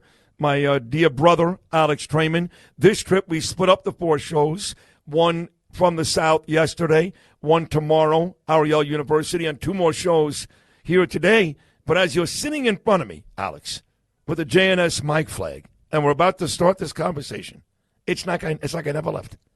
It's weird, but it's like I never left. Well, it's great to have you back. It's great to be here. You guys, this is a wonderful studio. I mean, you're one of my best friends, but it's a wonderful studio. You've got great people working here. We walked in, it was like we come here every week. It was like family. Well, next time you come, we're going to have a brand new facility upstairs, like a whole new news video podcast studio. Wow. It's going to be much bigger and better than Well, that says to me, you guys basically work. This is the best information available for Israel. It's the best, JNS.org. But you guys work on a lot of donations. So if you're able to improve the studios upstairs, that says to me that you guys are doing pretty well, yes? Well, people understand how badly Israel's getting crushed in the mainstream media and social media. If you think about the Palestinians, they have like 20 news agencies. You think about Al Jazeera, right? Qatar, who's hosting the Hamas leadership in their country, are pumping hundreds of millions of dollars every year into Al Jazeera by itself. Then you've got here the Associated Press, Reuters, New York Times, all have bureaus here, and they're all writing the same negative stuff. The whole purpose is to defame and delegitimize the Jewish state. Right. And then unfortunately, and I hate to say this because I wish this wasn't the case, but I think that most of the Jewish media today coming out of Israel is not doing a good job because they are hell-bent on getting the elected government of the state of Israel out of office. They hate Netanyahu. They think that he's a bigger threat to this country than Nasrallah and Sinwar combined. Wow.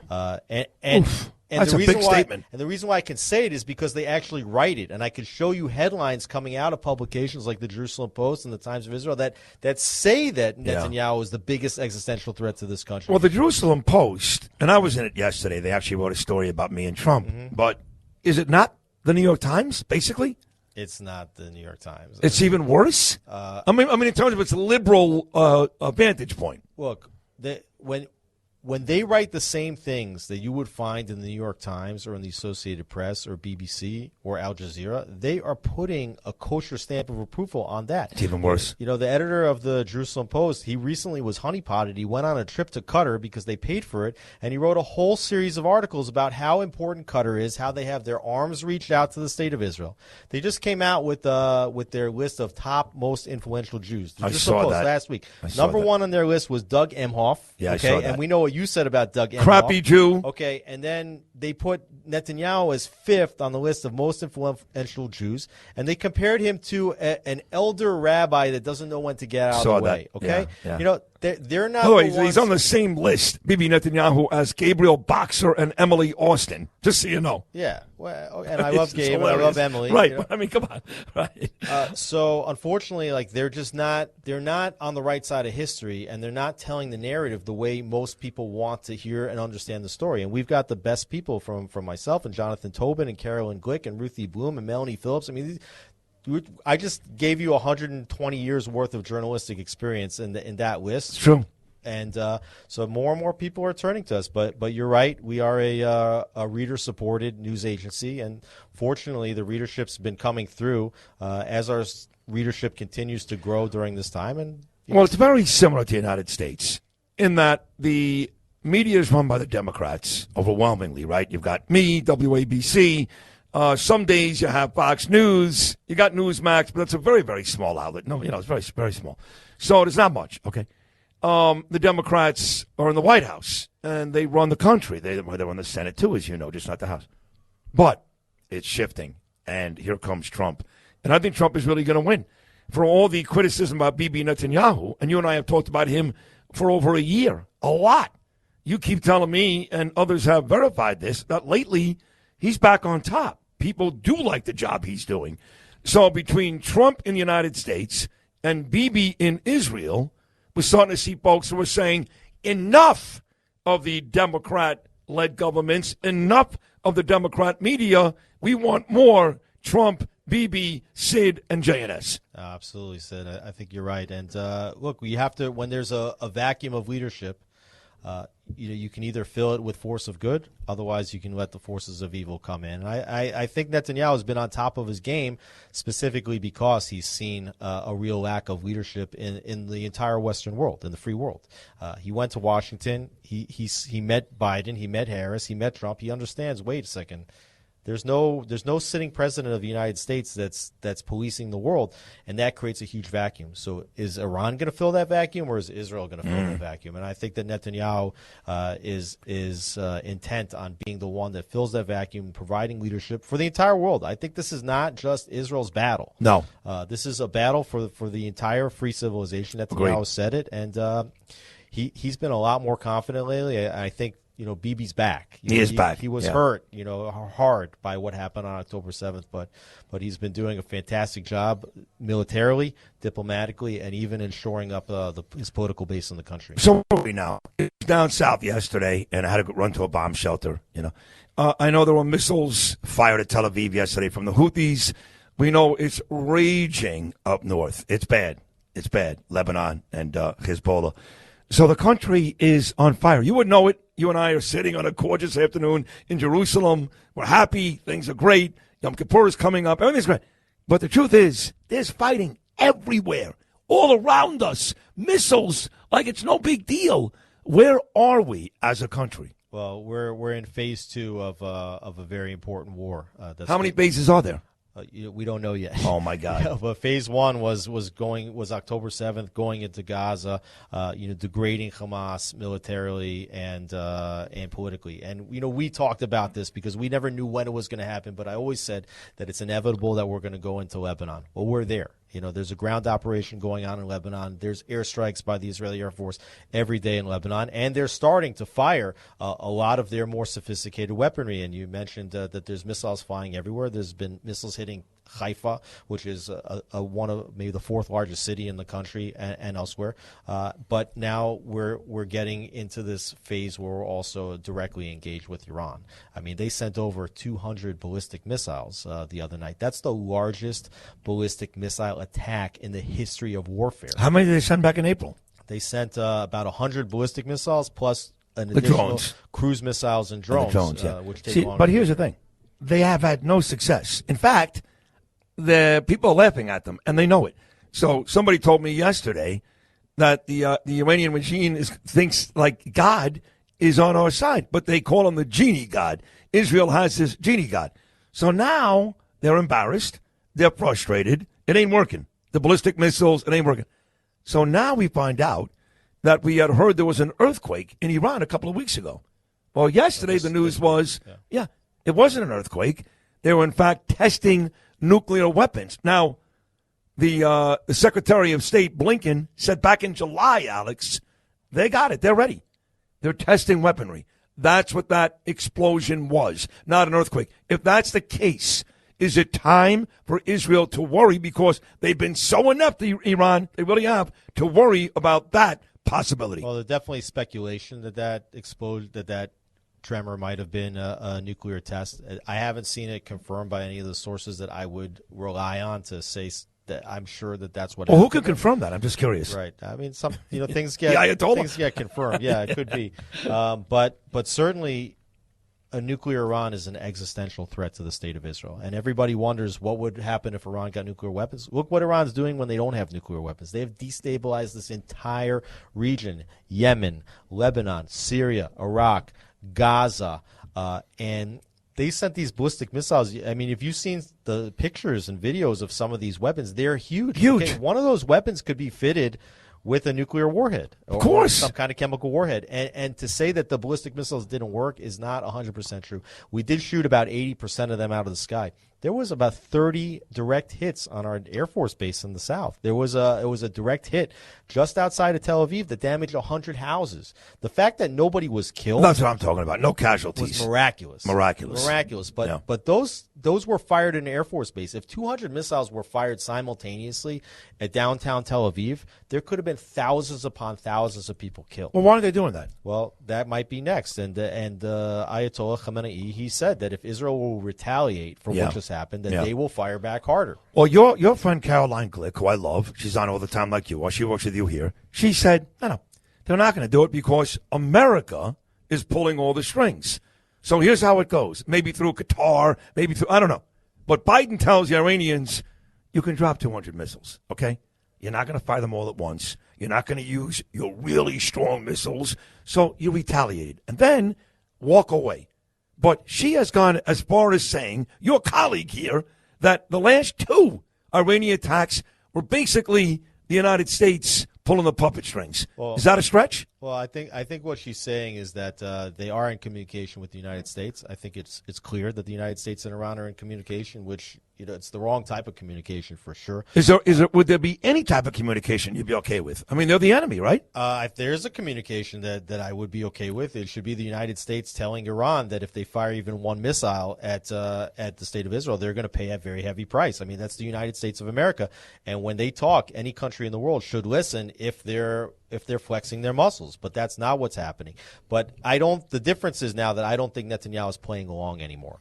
No, he's not. Right. So, he doesn't care. So he did for a while. By the way, your friend Rachel Goldberg, who I met here in these studios because of you, her son is dead. Not because of Bibi Netanyahu, you stupid morons, you effing morons. It's because of Biden.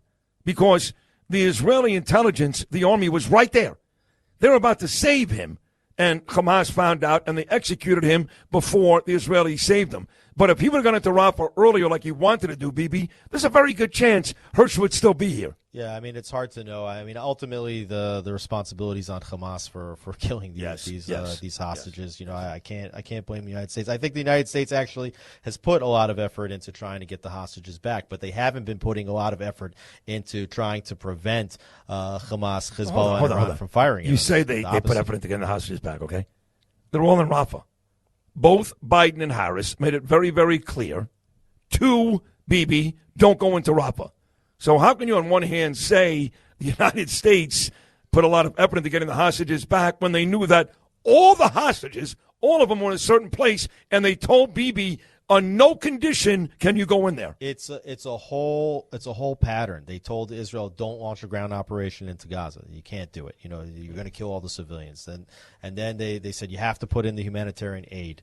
Israel's putting in 1 million tons worth of humanitarian aid into Gaza. It's never been done in the history of war, only because the United States is making Israel to do that. Then they said, don't go into Rafah. And by the way, some of that stuff doesn't get to the people because Hamas takes it. Hamas takes it, right. They said, don't take the Philadelphia corridor or the borderline between Gaza and Egypt. They said, don't launch a ground operation in Gaza. And now they're saying, don't hit the nuclear facilities of Iran, which are the most important facilities to hit. Don't hit the oil facilities, which is the financial lifeline of Iran. But you see very clearly that Netanyahu and Israel are not even letting the United States know now. Well, that's true. But, what they're going to do before they do it. But not the last two things. Now, somebody said to me yesterday, you may be in Israel for the biggest thing yet. You're going to be there when Bibi unleashes. Bibi's running out of time.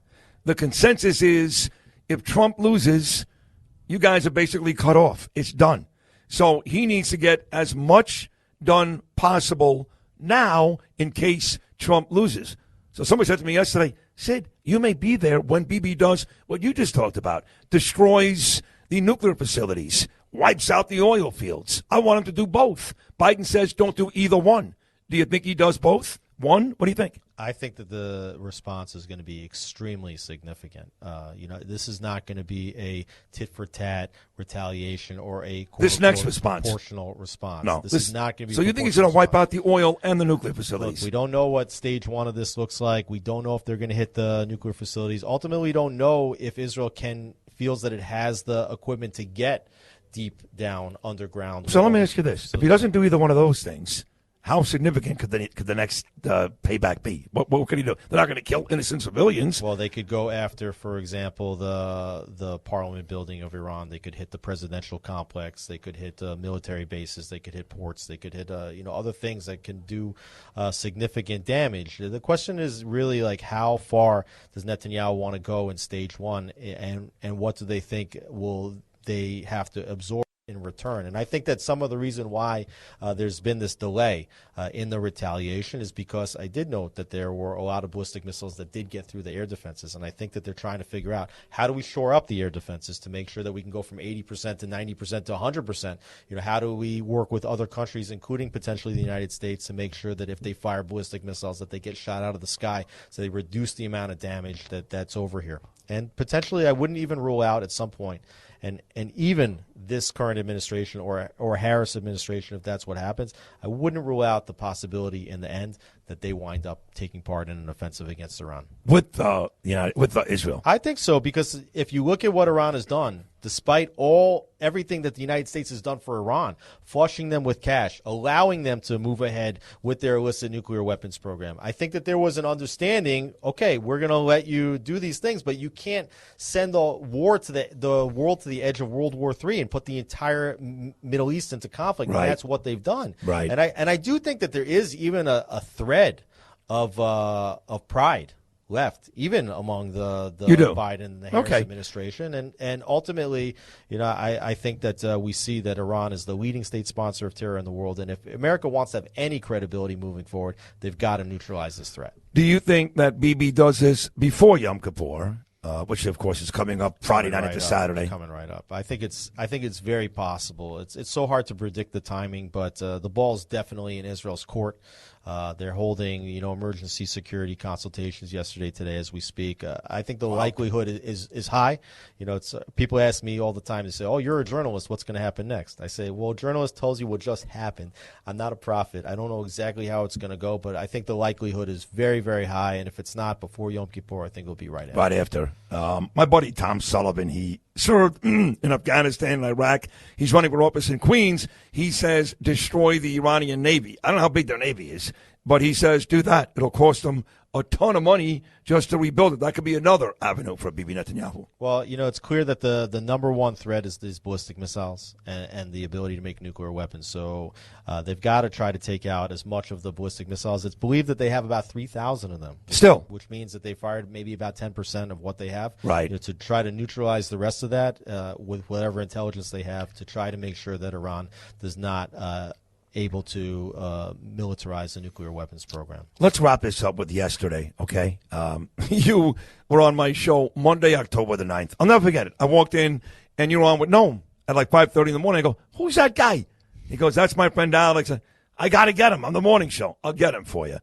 And that was Monday, October the 9th, and now you and I become dear friends. You're on the show all the time, and you're great. Yeah, good, you're great. And we've talked so much about Biden, Trump, Iran, all these proxies. We've had lengthy conversations on and off the air. A lot of them. Yesterday, October 7th, what were you feeling?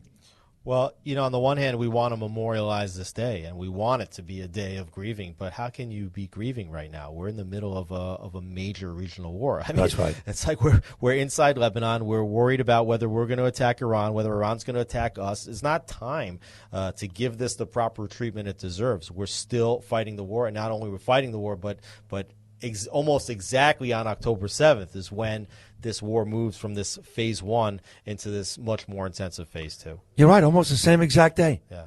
Wow. So when I come back, prediction time, Alex. This is not like the Giants and Seahawks. You both got that one wrong. Alex loves the American sports. Prediction time. When I come back next year, which I will, for the second year anniversary, will Israel still be fighting all these wars? I think in the next 6 months, we're still going to be fighting. You do? And for sure, I think within a year's time, I hope that this has come to a conclusion. I really do. And what does that conclusion look like?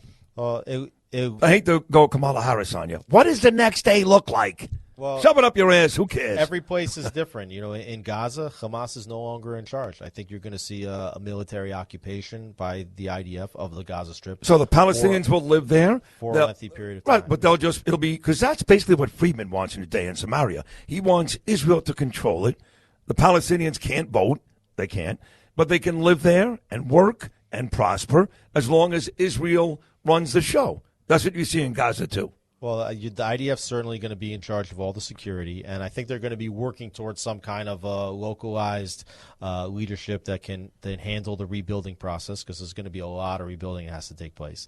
In Lebanon, you're talking about getting Hezbollah out of the country as an organization, returning that country to the Lebanese government, making sure that Hezbollah is not present south of the Litani River, which is the area about 15 miles north of the Israeli border. They don't cease to exist there at all, that the long-range missile threat is completely neutralized. And I hope, I think the real hope is that the Ayatollahs are no longer running the show in Iran, and that the entire nuclear program is dismantled. That was what a victory will look like. And do you think all that is a reality? I think it's imminently possible, and I think that if you don't do that, you're basically guaranteeing that the region is going to be in war for years to come. If you do that, then you're going to see normalization with Saudi Arabia and all these other Arab states, and you transform the entire Middle East. Transforming the Middle East comes about, it's two simple steps, easy to define, difficult to implement. Beat the terrorists, normalize with the moderates. This is what Israel's been doing for the last several years, and this is what's required right now. We have to win this war against Iran. You are great. Let's do it again Thursday. What do you say? I'll be back, and you'll come back again. Looking forward All right? to it. Yeah, me too. You are great, Willie. Thank you very much. That was a really good summary of what's happened, what may happen, and I've got one more thing for you. I'm going to save it till Thursday, okay? You got it, sir. All right. That is the CEO of JNS.org. Brilliant. Great on radio, and the nicest guy you'll ever meet, Alex Traiman. We'll take a short break. We're almost wrapping it up, folks. Day number 2 from Israel. About to wrap it up right after these short messages.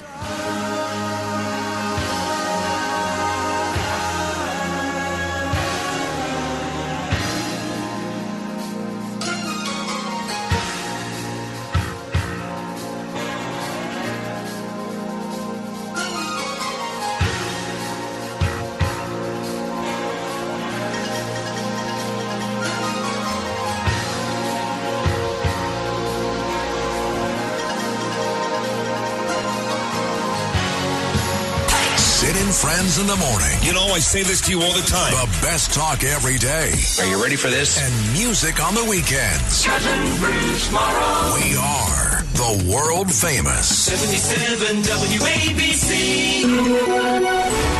WABC Traffic and Transit. From the RayKatina.com traffic desk, we have at the Throgs Neck Bridge now an accident northbound, actually just approaching it on the Clearview.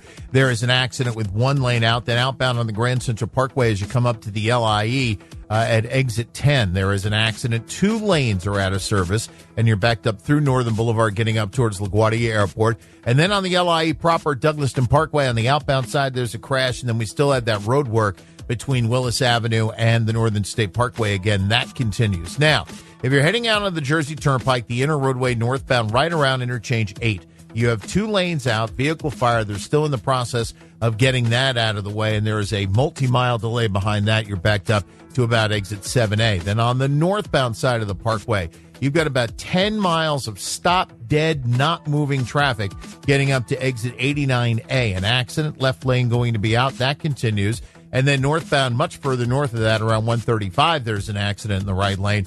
And now on Route 4 westbound, all lanes are closed at River Drive and Elmwood Park, that with a collision. Discover commitment to excellence at every level when you visit Ray Katina Porsche in Edison. Whether you're looking for a new or pre-owned Porsche, a lease return, custom order, financing, or maintenance, you'll find it all. Ray Katina Porsche, Route 1 in Edison. I'm Joe Nolan with traffic on Talk Radio 77 WABC.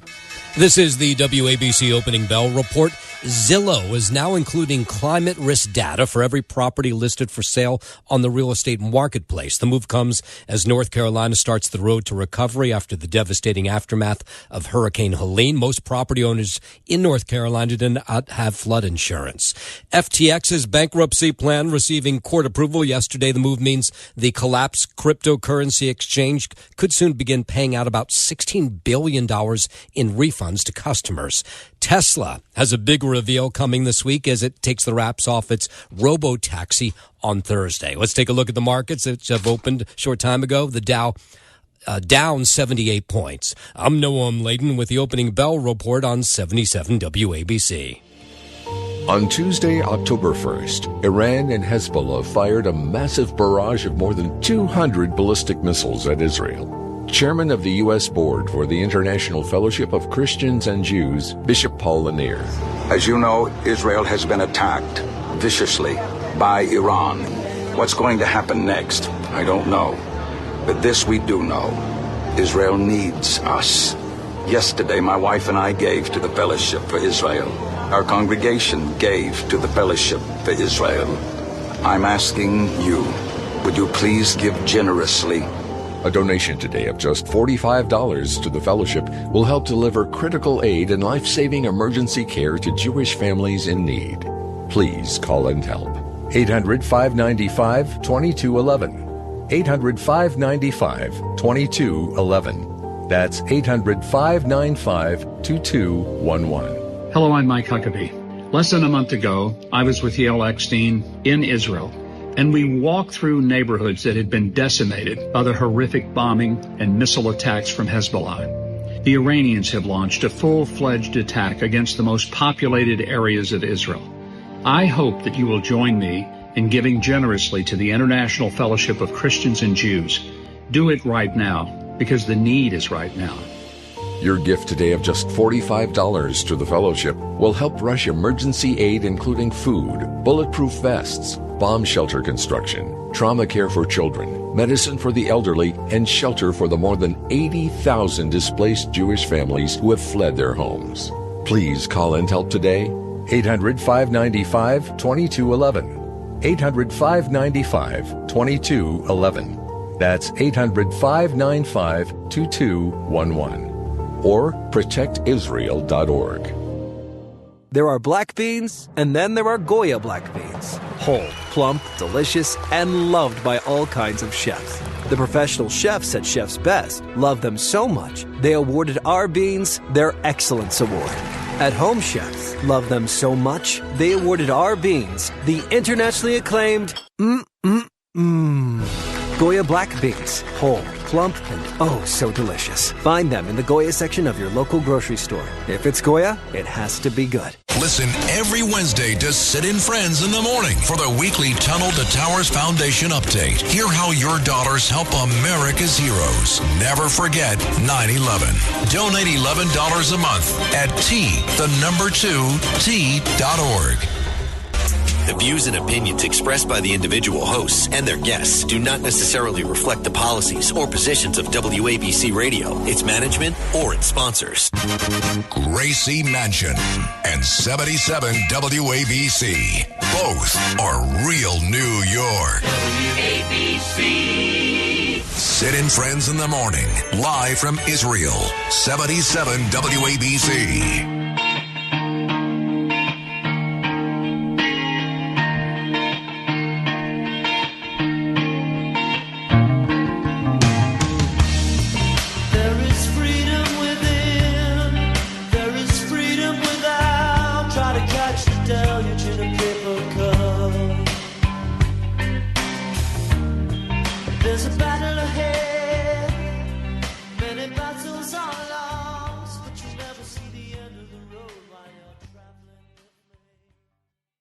Talk Radio 77 WABC. Entertaining and informative. This is Sid and Friends in the Morning. 77 WABC.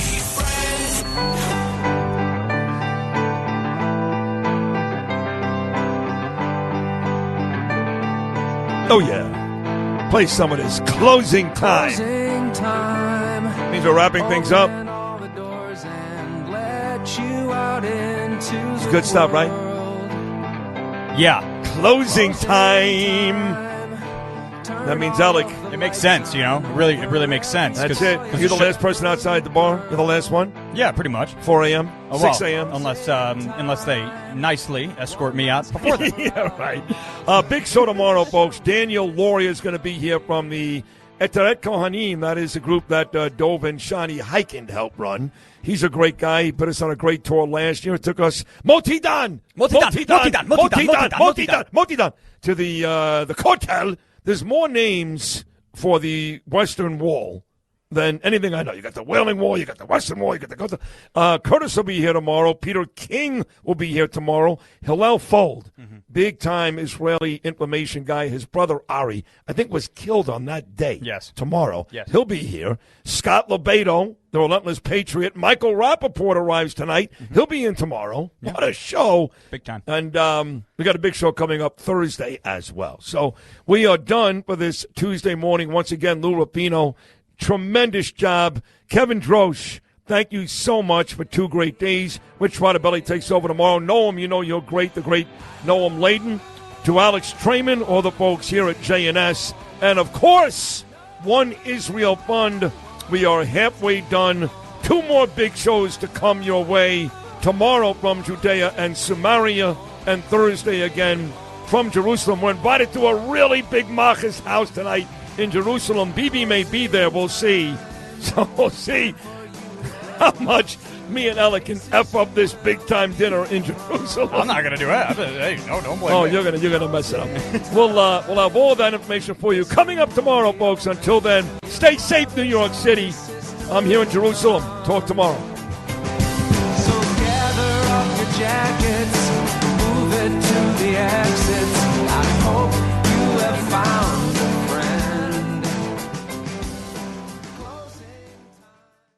This is John D'Agostino with D'Agostino and Associates, the injury firm, and I'm proud to be a sponsor and partner of WABC Radio and Sid and Friends in the Morning, live from Israel. God bless America. I'm attorney Jenna D'Agostino, continuing the legacy my father, John D'Agostino, started 35 years ago. I grew up on these New York and New Jersey streets. They shaped me. I'm attorney John D'Agostino from D'Agostino and Associates, the injury firm. Call our team first. 888-24-LAW-24. 888-24-LAW-24. D'Agostino Law Bite Back.